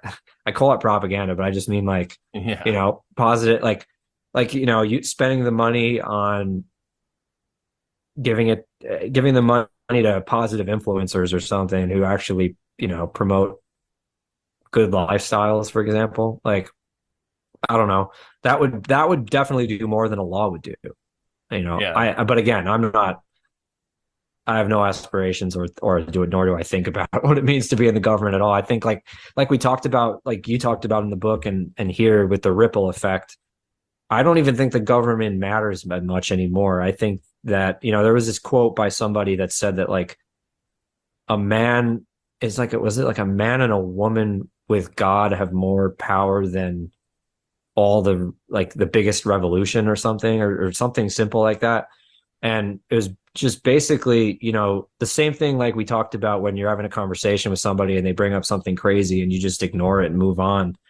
Like this is how you change culture, right? Is by not saying crazy things, not agreeing with crazy things and by living by example. And I think the laws just tend to follow that. And you kind of see that because to me, I kind of see that because I think one other thing that Owen said that's kind of played out is like, despite the fact that I think Joe Biden is a criminal and that he's probably not legitimate president and he's a pervert, like things have gone our way better under him Yeah. than Trump. Like, like Oh yeah. for people like, I mean, not all things, but I mean, for the most part, a good amount of things. Like COVID went away under him. I'm not saying he wanted that, but like because of what he is, he kind of necessitated the culture and because we won, right? Because at the end of your chapter, the pendulum has swung because of these people. I think more people are starting to live better, and the more and more people live better, the less this crazy stuff matters, right?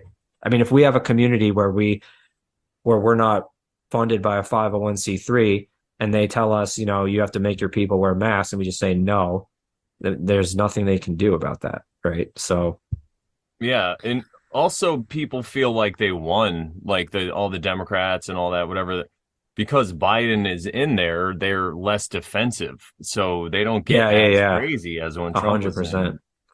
and what you're saying about government, what I feel like government is just a shadow of the people, right? So the Yeah, government that people get is directly in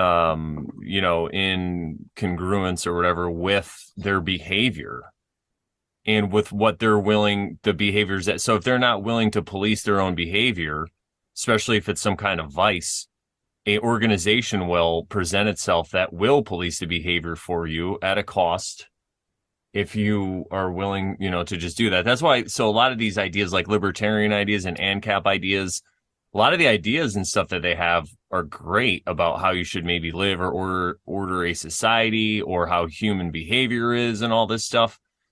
But yeah, what they kind of don't talk about is the only way to really reach that place is individually, one person at a time has to have their own little dark night of the soul, and they realize that they don't want to lie anymore, and they want to live their life accordance to the golden rule or natural law or nature, whatever it is. They want to live in a way that's like that. And then as people choose that, if you get enough people to do that, the government really has no control over those people in a direct sense because those people aren't worried about a lot of their little vices and lollies and fancies and stuff going away. And debt really plays in huge with this because what I've seen, especially with this 2020 thing, most people who were complying, they were all in debt and they were just yeah, kind of saying, all right, I'll do this if I can get the way it was. If I can get it the way it was, I'll do it. All right, I'll do this. And it was like a slow step. First, it was like a mask and like 6 feet apart. And then after a while, it was this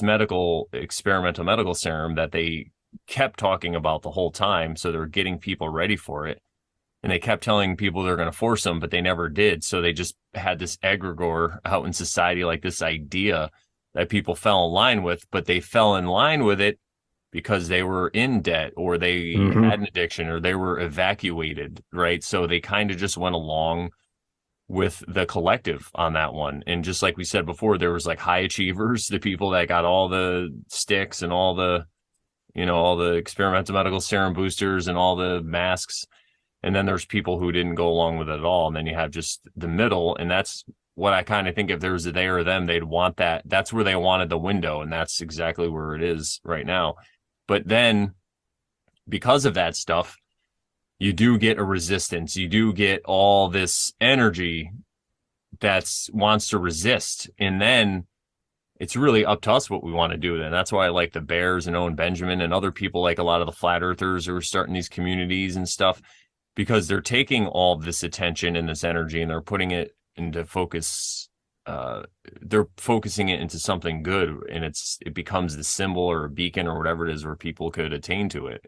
Yeah. They have another kind of example, and it's basically where I stand on the government anymore, because I don't, I definitely agree with a lot with what Owen's saying about it. Like, you can't just get rid of the police. It would be like total chaos, and I There would always say just to be people, another police. Yeah. yeah, there'd just be gangsters. There'd be some form of protection, some form of what they do would still exist. And it's because of the behavior, so that's why I kind of just gave up that whole line of rhetoric and talking about it with people. I'll just tell them that, it's up to you. You're the one who's got to stop yourself from lying. You have to police your own action. You have to be in that. Like, I remember I would speed a lot. I'd be like flying down the road, and I was thinking to myself one day, like, well, I don't want there to be any cops, but if everybody was driving like this, it'd be mayhem. It'd be crazy, right? Mm, So yeah. it's on us. So now I got to slow down. Well, I just posted this story about Philadelphia. There was just some video about Philadelphia where some gas station just hired these like highly armed guards because the police there aren't doing anything. Oh, and talked, that was one of his predictions also, was that like armed security would be like the most in demand job pretty soon. And so yeah, I mean, that's your choice. Do you want the police or do you want to see armed guards at every gas station? And Yeah, and then once those armed guards start to get together, there's going to be somebody on top of them that's going to tell them yeah, what to do, and then there's just going to be more corruption. It's exactly. But and that's kind of what Sharon brought up a good point last time about not having titles for it, like capitalism, communism, all this stuff. It it just comes down to, like you brought up, debt. Debt is the key word there. Like, how much debt do you have? How much do you allow that to control you? Because if you're not beholden to debt and you have some degree of independence, or at least a community, you end up with something governing you other than the government anyway, right? Like, and it's kind of interesting because in the past 2 years, Twitter is a really interesting example of like something that I've been thinking a lot about, which is it almost seemed like during COVID, or even before, like Twitter was used as a weapon to literally overthrow governments in a lot of places. Like, if you take a leader, like someone running for office, for example, off of Twitter, and they have no means of communication, it'd be like cutting their radio, right? If the radio is how they communicate with the people, and you cut them off from that, they're not the government anymore, because like just by virtue of preventing them from communicating, they no longer have any means. And they did this to leaders in a lot of countries. They would cut them off Twitter, and they would put on whoever they like, whichever person they like on Twitter, and give them millions of followers and give them the social clout to make it look like they're the popular one. And so they can use this as this kind of weapon, and they definitely have used it for that purpose, right? To put in specific people into places. But on top of that, during COVID, it's super interesting. I just saw a press conference today that was so fun to contrast with a previous one. When Biden first became president, or sometime in 2021, when they were doing the shots, his press secretary at that time said, "We're working with Facebook to, we're flagging problematic posts for Facebook, so that they can take them down." They literally were saying that they were doing Facebook's content moderation. And then today they come out with a video after Twitter after Twitter has their little reveal drop, as if we didn't know that that this was happening. And their press secretary today says, they're a private company. They do what they want. We're not working with them. And it's like very interesting. But at least at the time, right, during COVID, they, in a way, and they were doing it successfully, they were using it to basically make the government moot. Like, essentially, like, Twitter became a government in a way. It became a society. Like, I would have people, like boomers especially in my life, who would say, like, Twitter is ruining America, or either that, or they would say like now that Elon's there, he's saving America. And I'm like, know that Twitter is not America, right? Like Twitter has its own set of rules. If you can convince people that that is where they are allowed to speak, right?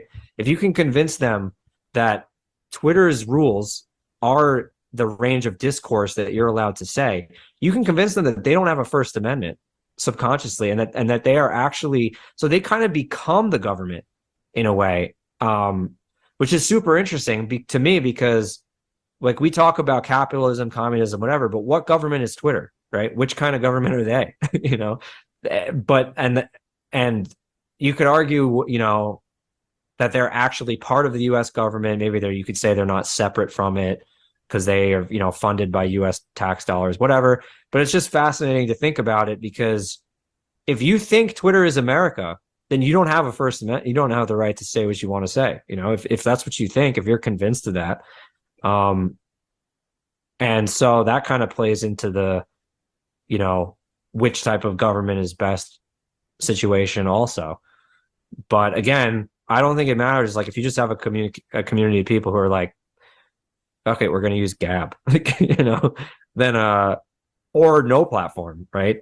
Then like the Amish don't care about what you can say on Twitter. They're going to say what they can say. And so I don't know. It's just pretty interesting. This idea of like that I wrestle with now, like what even is the government? You know, like who actually is my government? Because I'm not personally led by a demented pervert. You know, I don't know. Yeah, Twitter, it's like a techno democracy where, you know, things that are right are judged by retweets and likes and all this stuff. And it's just, yeah. It's so easy to fabricate too. Like Oh, Elon yeah. can say that there's no bots there, but what does that even mean? You know? Oh, yeah. Like, That's can a bunch of Indians in a build in some, you know, office not make accounts and say whatever they want to say? Like just because there's no AI doing it, what difference does that make? You know? Like yeah. It's kind of like it was like if you looked at back in the day when everybody was like writing the Constitution and whatever, it's like you could just you could form your own crowd that would show up and yell these things, you know? yeah. You don't even know if they're real or not. Yeah, it's amazing how it's shifted. But I see that as actually a positive thing, because it's another psyop where the government is getting across what they want to, but they don't have to make people march off to war.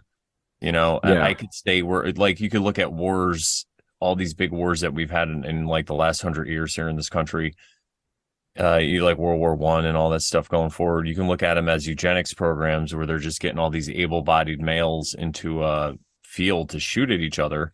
But now they're doing it with porn and, you know, with hormones and food or whatever ideas, you know, social media. That's kind of how they're wrangling people, and they're just making men more feminine, you know. That's a really good point. I mean, a really, really good point. I mean, if you look at what a lot of the people who are tricked by this stuff think, and people, you know, it's popular to call them liberals, but it's not just liberals.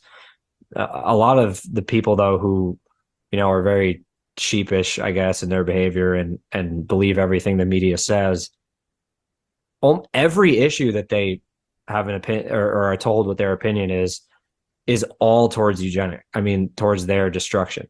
Every single one. I mean, they think that they're a burden to the earth, right? They think that because they're a burden to the earth, yeah, that they should cut they should get vasectomies or whatever.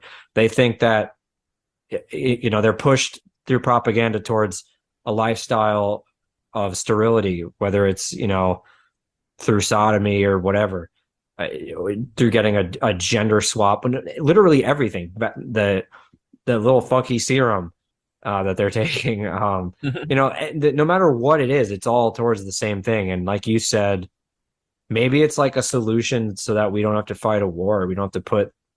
If you think about it, I mean, I don't agree with that, but like, if you think about it from like, what if Bill Gates in his head, or whoever it is, right, was trying to do what he thought needed to happen, which was reduce the population, but to do it from a like there's some people he doesn't want to kill, right? Like maybe that would be the way that you would do it would be to just try to get everybody who wants to do it to volunteer to do it in the least intrusive to other people kind of way, I guess. I don't know. I mean, it's sick and demented to even consider, but like it is, I guess, less destructive than a world war.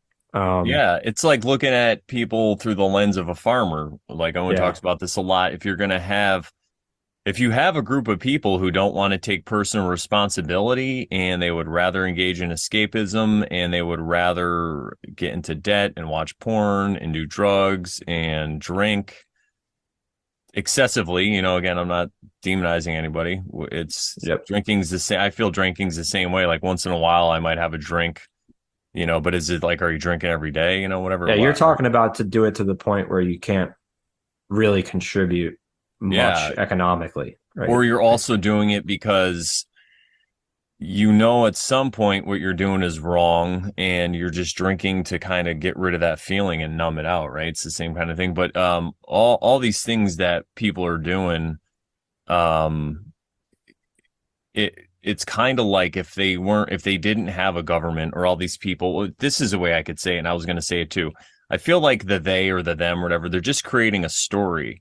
They're creating a storyline for people to go. And I know Owen's been talking about this. It's funny how there's like so much overlap in what I think about and then what I hear him talk about too. But it really is the case because I feel like, and you're an author, so you'll appreciate this. I was talking with my friend Davin recently on an episode. He does a lot of astrology and stuff. And he has this idea where he thinks the universe is a story creating machine.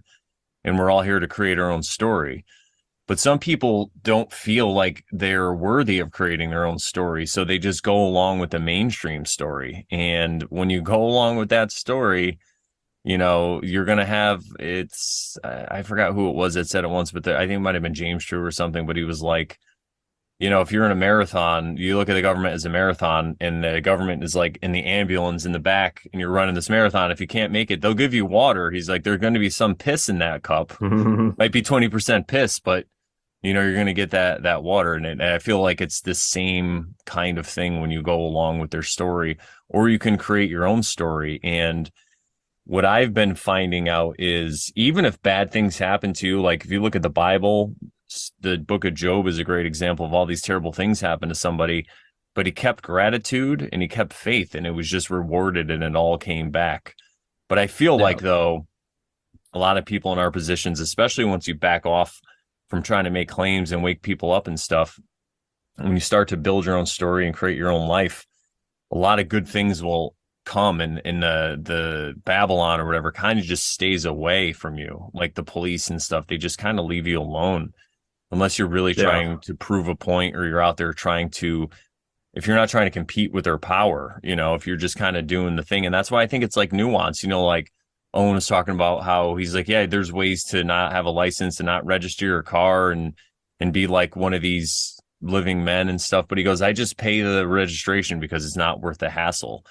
So there is this, everybody kind of has their own choice about how they want to go about doing this and creating their own story. Some people's stories, they pay registration. Some people, they don't, but I feel like that's really the crux of it is we're here really to create a story. Maybe that's why our creator, if you want to call him God, maybe that's why he did create us because he wanted to see all the stories. And these people like Bill Gates and Fauci and all this stuff, it's a way to look at them. It's a lens to look at them without hate because they are creating a story for all these people who would probably just rip themselves apart with all the debt and all the stuff that they wanted. Like if you look at 2020 as a controlled demolition of the economy. And I was talking to this with just like a normie, like a normal guy. He was a videographer and we were in a different room, like about ready to get our food or whatever. So it was just me and him in there. And we were kind of talking about things. And I was like, it seems like, because he's like, yeah, I thought the economy was going to implode and all this stuff. And then he's like, then 2020 happened. And I'm like, yeah, it's kind of like it was a controlled demolition, right? Isn't that crazy? And he's like, yeah, I could see that. And I didn't say any more though. I'm like, that's funny how that works, huh? Yeah. But if you look at it in that lens, and I think a lot of these people like Bill Gates or whatever, I think they really believe in what they're doing. And I think that's why it resonates so well with people and it works because they actually believe it. So they're up there speaking their truth. And I think that's why it resonates and why so many people think they're heroes and stuff because they see, it's hard. It's harder to go up there and act and pretend and lie about things. So at the end of the day, it's possible that Bill Gates actually thinks he's doing better for this world. Maybe he thinks we do live on a spinning ball where there's too many people.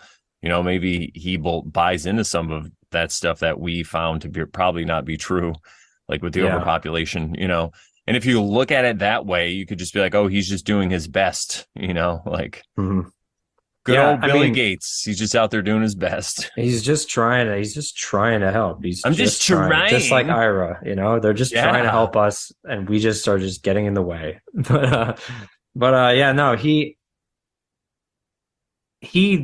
is trying to, I really like that description of like, and that it's a story. And I think that those people, especially the COVID collaborators and all these elite type people, understand the importance of a story. You hear one of the things that Klaus Schwab guy said for a while. So like he comes out with this book. I don't know when he wrote it. He probably wrote it before COVID. I mean, I don't know about, maybe it was, you could probably ghostwrite a book really fast, but to have a book ready about a global once in a century pandemic that, within 3 months of it happening, I write books. I don't, I'm sure if you paid someone, you could get them to scribble something out in a month, but, that sounds a little fast to me, but anyway, so he writes this book called The Great Reset, right? Thinking full well, like knowing full well that he needed, in order to achieve whatever his goals are, to define a vision, right? For seeing those goals come about during a time where people needed a vision, right? They needed a story. And it's interesting because that clearly failed. Once people knew what the World Economic Forum was and the Great Reset was, I think it was just too obvious, and he looks like a movie villain, and it's just too easy and absurd. So when, along the lines of your chapter on We Won, their version of it was just crazy. But even after he realized that, because he did at some point, I could tell, because at some point he stopped saying the Great Reset and he started saying, we need a great narrative. He didn't know what it was anymore, right? But he knew that he needed one. And he tried to make it the Great Reset and then realized after that, we just need some kind of narrative to get people to go along. And so he was like literally appealing to other people in speeches. I think just literally trying to just get out of anybody who was involved in the World Economic Forum some kind of vision to sell people, right? Because clearly he wasn't pulling it off. And so, yeah, these people know that.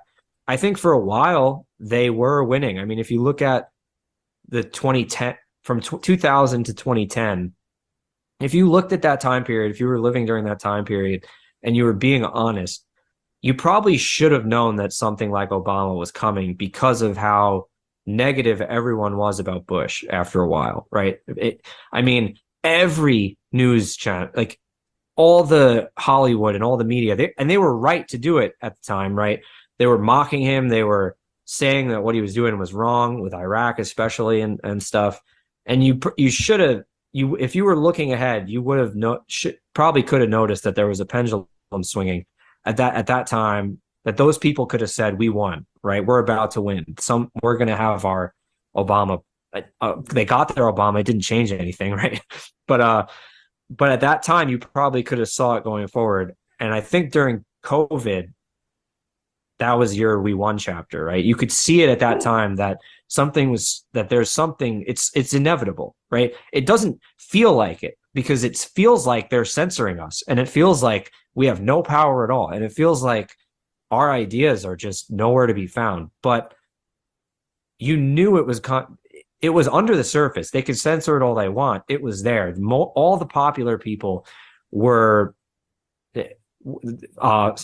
philosophically were, the people who were supported our way of thinking. It wasn't the talk show people who were popular during the Bush time, right? Like Jon Stewart was one of the most popular people. I loved Stephen Colbert at that time. I thought he definitely wasn't the same person he is now when he was on the Colbert Report, but he was fucking hilarious on that show.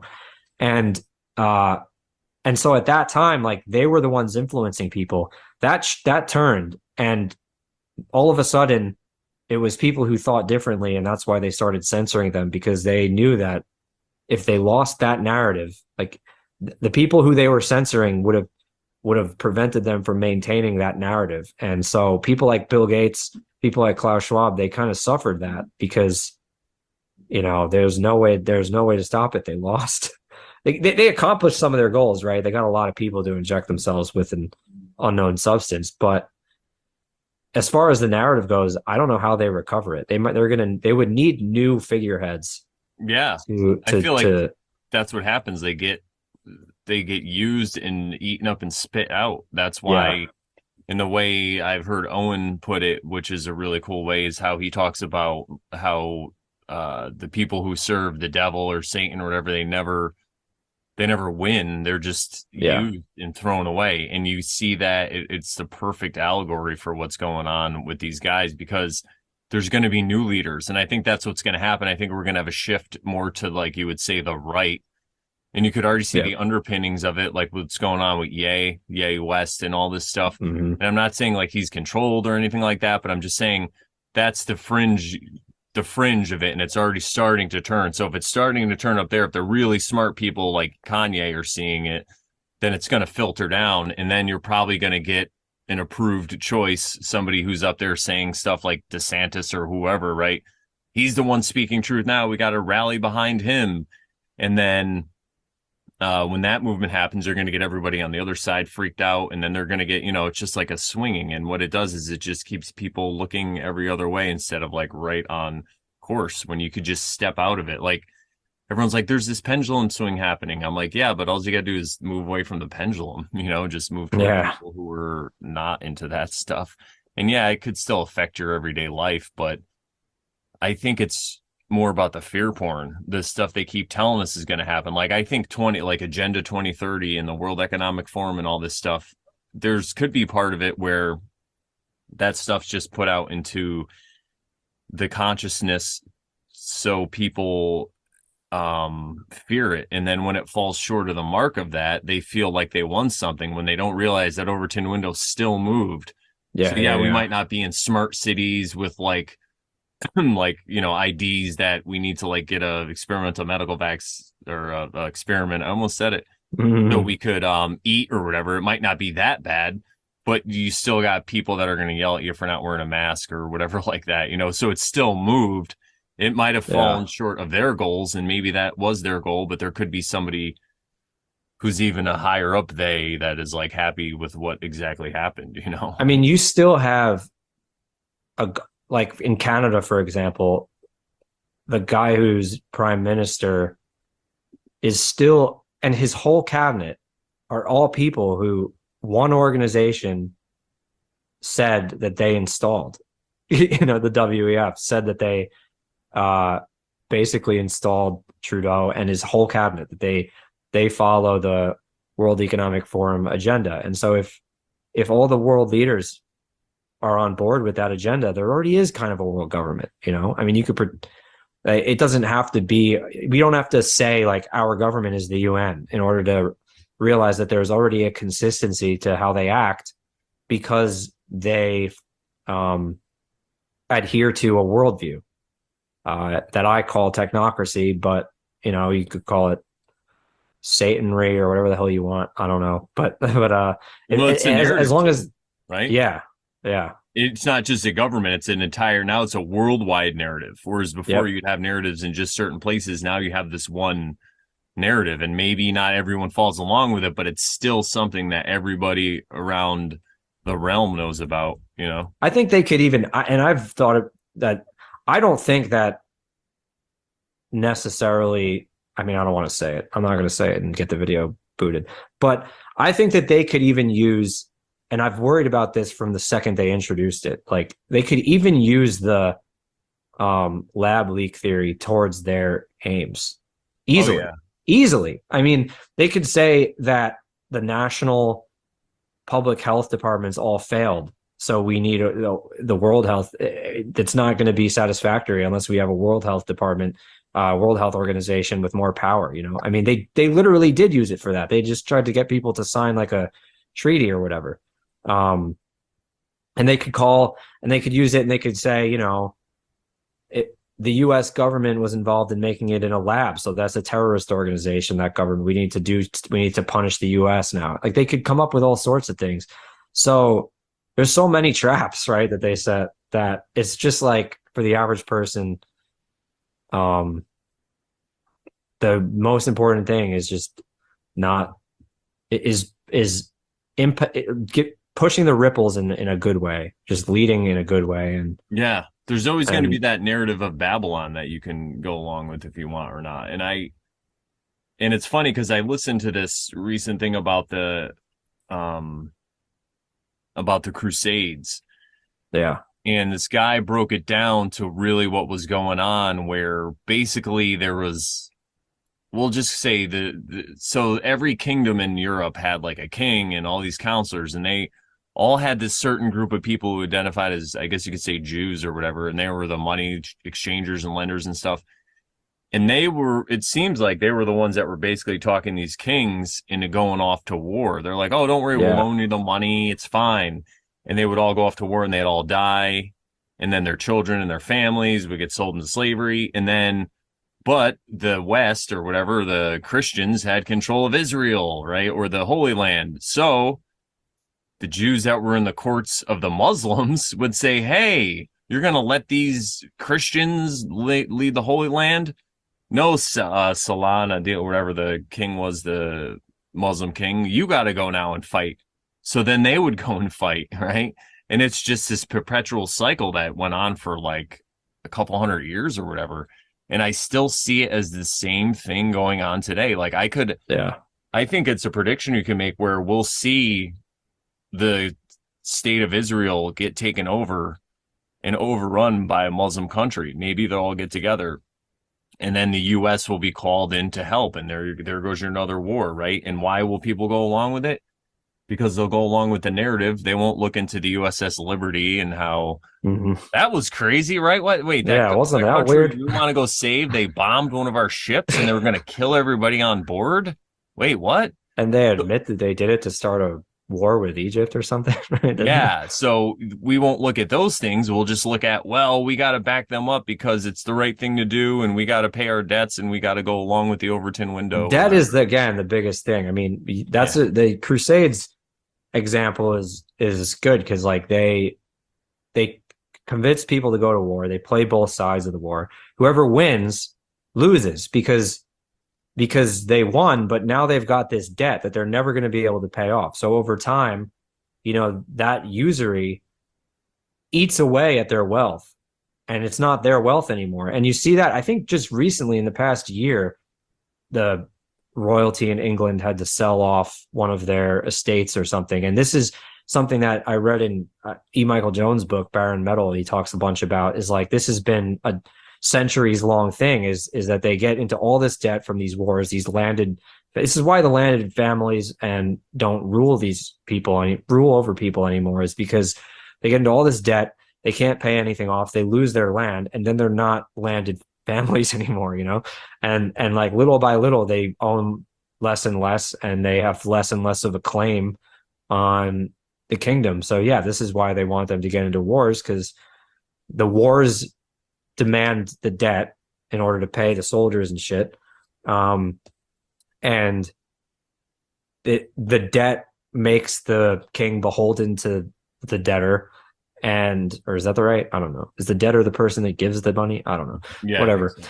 And so that makes the king beholden to the debtor, and the debtor just continuously leeching more and more actual value, more and more of that land and the real worth. So it's evil. Debt is so evil. I mean, it's the oldest like psyop ever.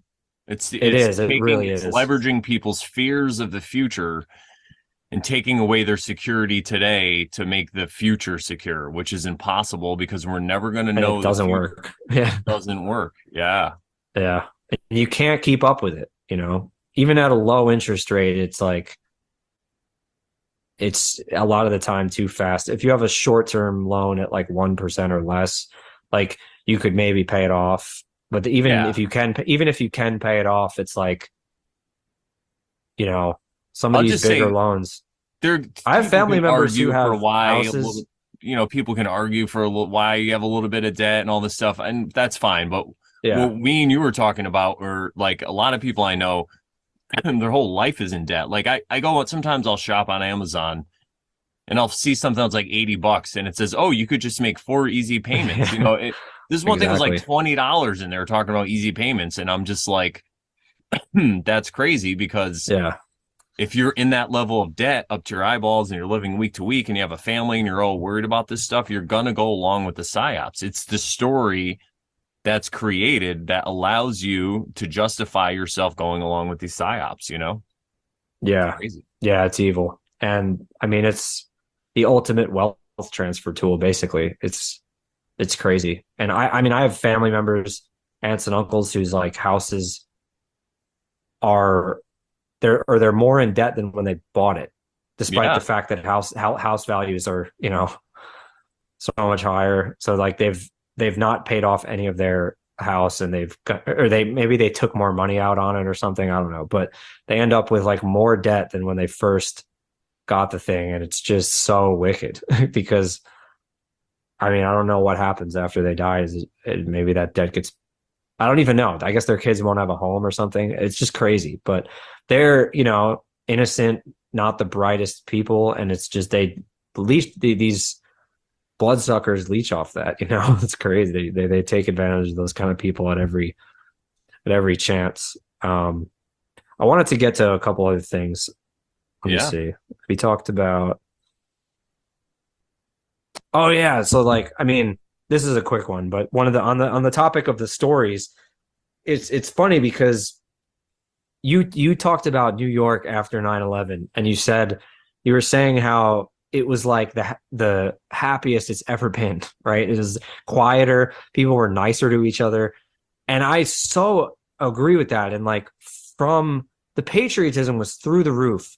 And so being from New York and seeing that, it really made Obama's decade really strange for me because it was like everyone was so close and came together and supported the police and then all of a sudden it was just like completely the opposite, and like 9/11 never happened. And I get that it was a psyop. Maybe more people realized it was a psyop and didn't associate with it more. But it just made me think about like the Project for a New American Century thing, where those guys who did that were the same. They were trying to tell a story, right? They were trying to tell the story of America going through the new Pearl Harbor, right? And this is the thing that had to bring us all together to mobilize an effort to be patriotic again. And it's so evil. It's such an evil way to accomplish a goal, but it's just interesting because this is the best story they could come up with. In a way, it worked as far as bringing people together to some extent, right? Like you talked about with New York City, it's just so fascinating because there's got to be a better way, right? There's got to be a better way to a less evil, wicked way. But this is all they could think of, I guess. I don't know. Either that or maybe people really just are just so obtuse that that's the only way they're actually going to ever unite on anything. Like, I don't know. I just missed what made me think about it. It's super interesting. Yeah, it was a really interesting time because I was there about a week before it happened. I was there like the 4th for some reason or whatever. And then I went back maybe a month or two after. It was the next time I was there after it. And it was just a total polar opposite. Like when I was there before, it was like loud New York beeping, everyone yelling at each other, all this stuff. And then it was so quiet the next time I went. It was like being at a wake, walking with Yeah. the whole city. And then anytime the police or fire would come by with their sirens on, everybody would stop and clap It is. It's crazy how it took only a decade for that to completely just go away. I mean, Yeah. just completely. Yeah. It is. It's nuts. And I think it just has to do with people needing that story and that narrative. And Yeah. it's all these different lines of division. So a week before 9/11, it was about the Mets and the Yankees and the Jets and the Hmm. Giants and the Democrats and the Republicans. But then there was this attack that was, it wasn't the Giants or whatever. It wasn't Connecticut. It was a whole other country. So it was able to put the whole country together on one side and polarize them. Yeah, it was really a pretty neat psychological operation, actually. And all the symbolism involved with it was insane with the two towers and all that. But again, if Yeah. somebody wasn't in debt and they were just living their life, they could, because even I realized by the time the war of Iraq rolled around, when we were going to attack Iraq in 2003, in January or March 18th, I think it was 2003, I was like, no, like Yeah. Like Saddam why? Hussein had nothing to do with this. What is going on? But yeah, I mean, most people just can't see it for one reason or another. And I think it is that debt, it's that escapism, whatever it is. It's just, I just got to do this tomorrow. I got to go to work. I got to do this. What can I do? Yeah. Makes people feel helpless too, I think. Like, we're the I good guess guys, right? We're always the good guys. we must be. We're America.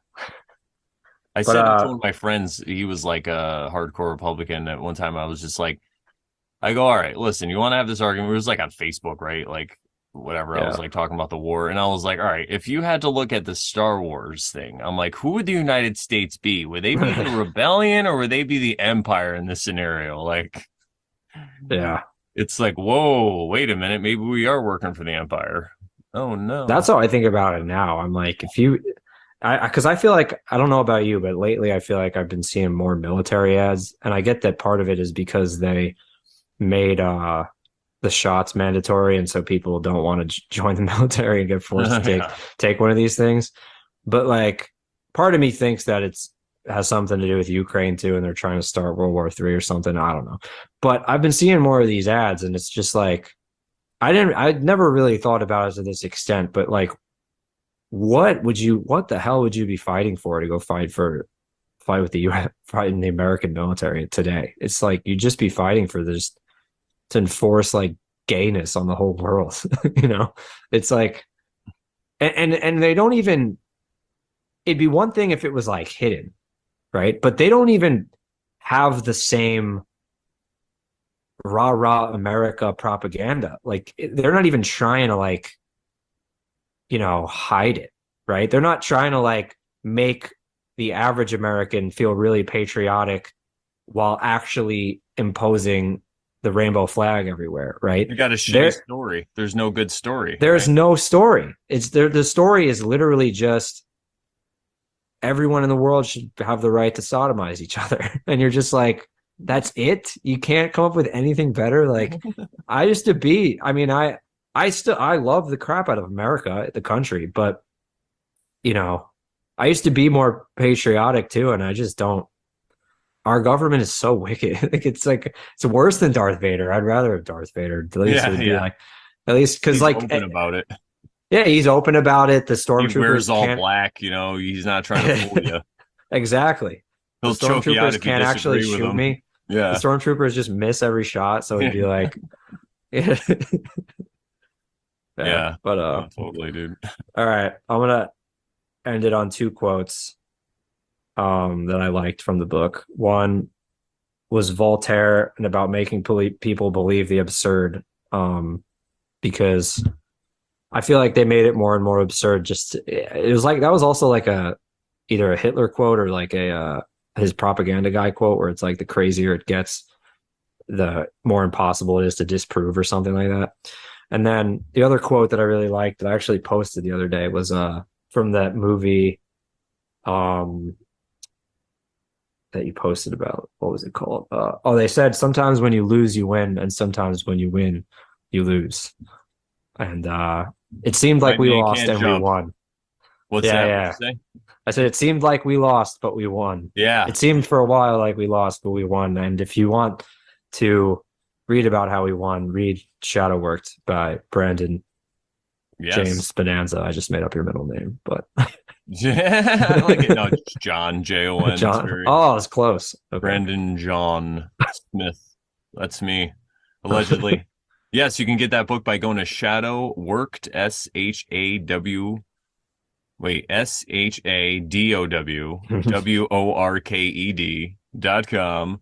And you could donate to me and I will send that to you. And I actually plan on, I keep saying this, but I do plan on going through one more rewrite and probably putting it into like first person because it's in third person right now. But I'm also working on, I don't know if it would be the sequel to that book or just another book, but I think I'm going to call it Shadow Working. And it has more to do because so the first book, if you know, if you're listening to this and you haven't read it, I just talk about my own life experiences, you know, like what I saw during 9/11, what I saw during boot camp and behavior Yeah. in like 2020, and then my own change with the whole sexual thing, whatever. But in shadow working, I actually break down these terms of like the ego and the voice in your head and intuition and how I actually went through and did it. And I talk about all different ways that you can cultivate your intuition and all these different forms of shadow work and what it actually is. And again, though, That's what I was hoping that it would be about. Like yeah, a lot of more people said that. more like what the work actually is. I mean, you like I said, you mentioned meditation and you mentioned briefly like certain things, but did you already finish it? Is it already done? I'm pretty much done with most of it. I think I'm gonna write either one or two more chapters because I went through an experience recently where I kind of got sick and I was thinking a lot about gratitude. So I want to add a chapter in there about gratitude. But Cool. yeah, it's pretty much done. I'm sure I'm gonna rewrite it a couple times or whatever, have people go through it, but I just needed the time and for whatever reason I'll get into these moods where I write a bunch and then I just Can't for a you know while. it's funny because Yeah. it corresponded with Mars going retrograde. So I don't know what that means, Oh but shit. I think that but that's all right because it's gonna be retrograded toward I think January. But yeah, so that's my winter project because I slow down with the weddings, DJing weddings in the winter.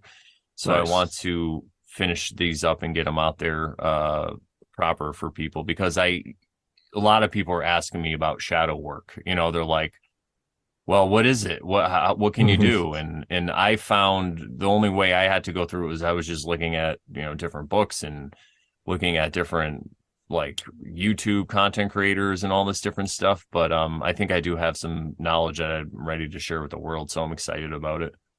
Yeah, I mean, in your case, it's like you wrote a book. That's part of it, probably. You know, you podcast, did comedy, all that stuff. Anything creative Artwork is definitely a goes huge into one. I that tell people. process.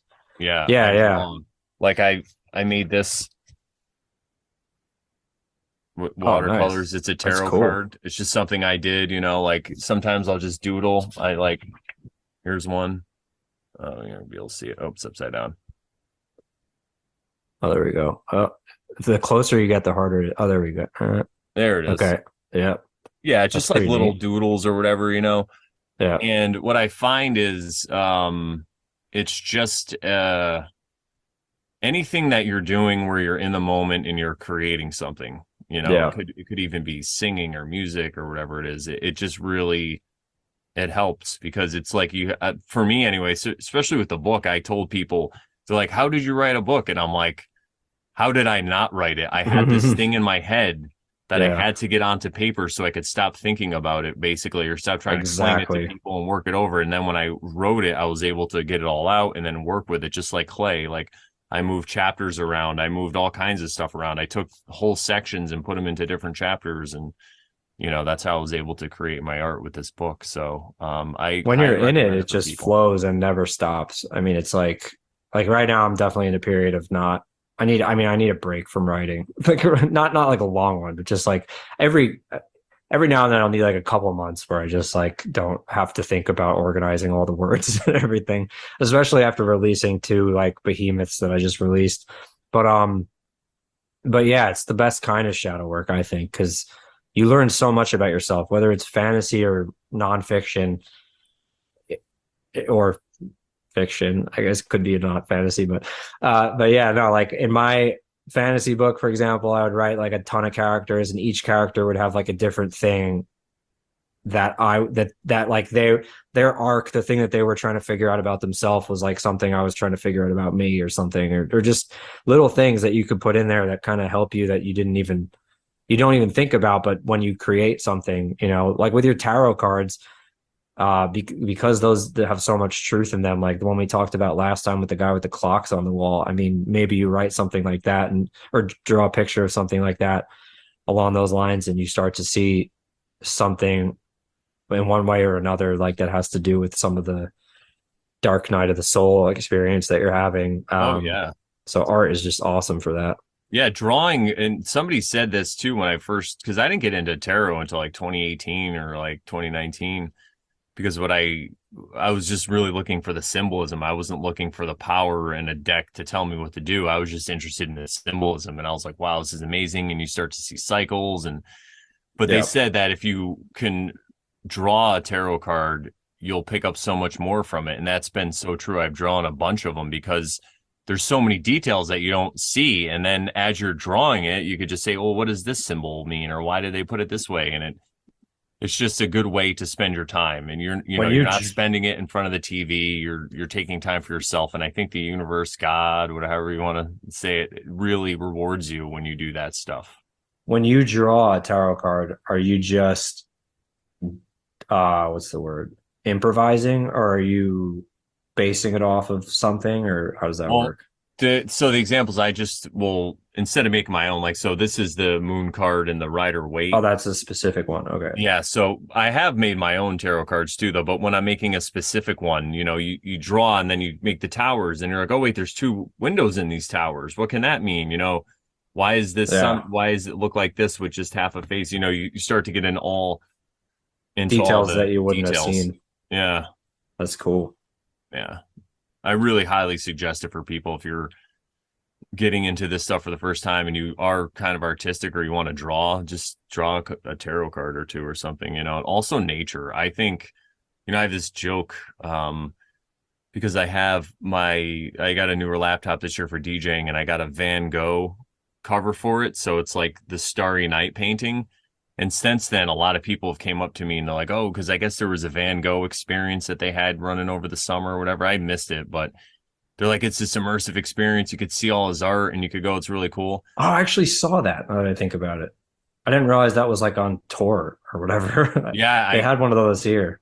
Yeah, I think they had it maybe probably in a bunch of places. And I wanted to go, actually it was with that woman I was talking about, and we missed it, but we like to go hiking and stuff. So we were out one night hiking, looking at the stars, and I'm like, fuck Van Gogh. I'm like, I could just look at these stars for myself. And, I think Van Gogh would laugh at that because he was creating this art to try to show you what's out there, but you can also go out there for yourself and just stare at the sky for an hour or whatever it is, it's beauty because it's nature. And like Crow 777 always says, there is no lie in nature, So still creation. Yeah, it's beautiful. And there's so many like ponds, and you see reflections of the trees, and then it might be a still pond, but there's a little wind coming. So it just diffracts that way. And it's just a different way to look at what you're seeing. It's really amazing.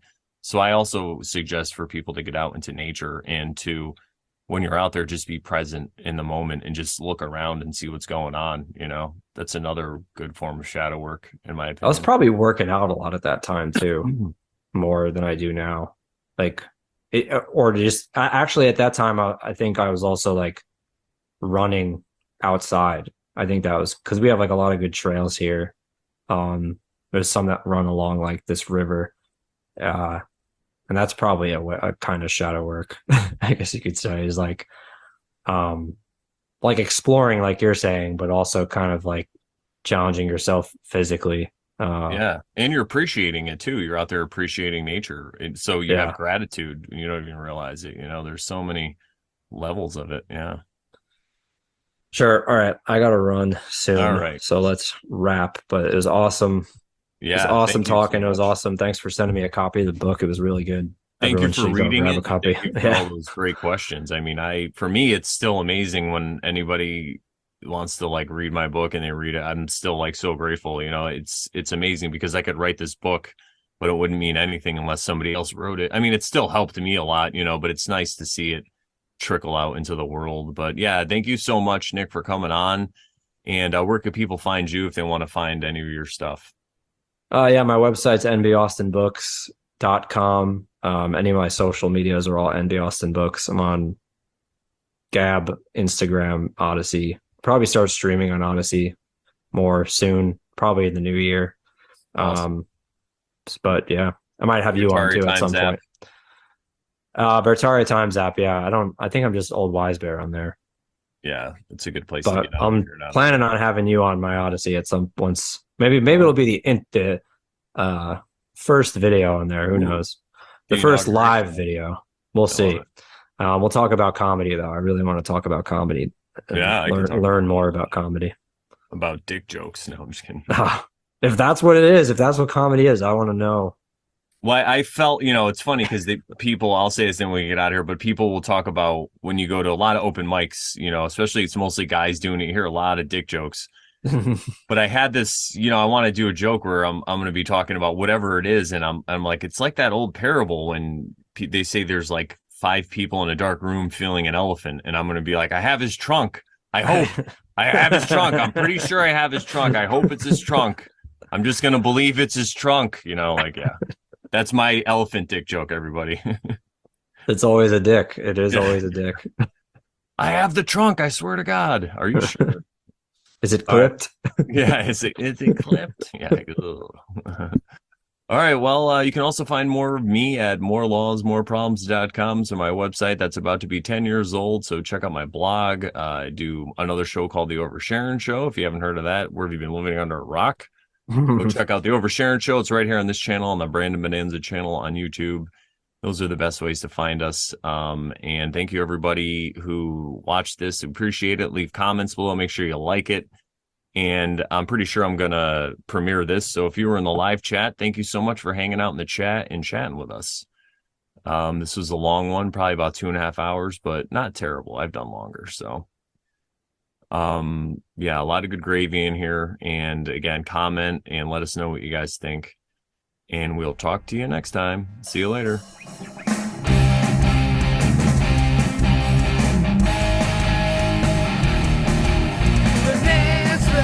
Bonanza, we're hanging out. It's the Brandon Bonanza Show. Bonanza, we're hanging out on the Brandon Bonanza Show. Hanging out on the Brandon Bonanza Show. Yeah.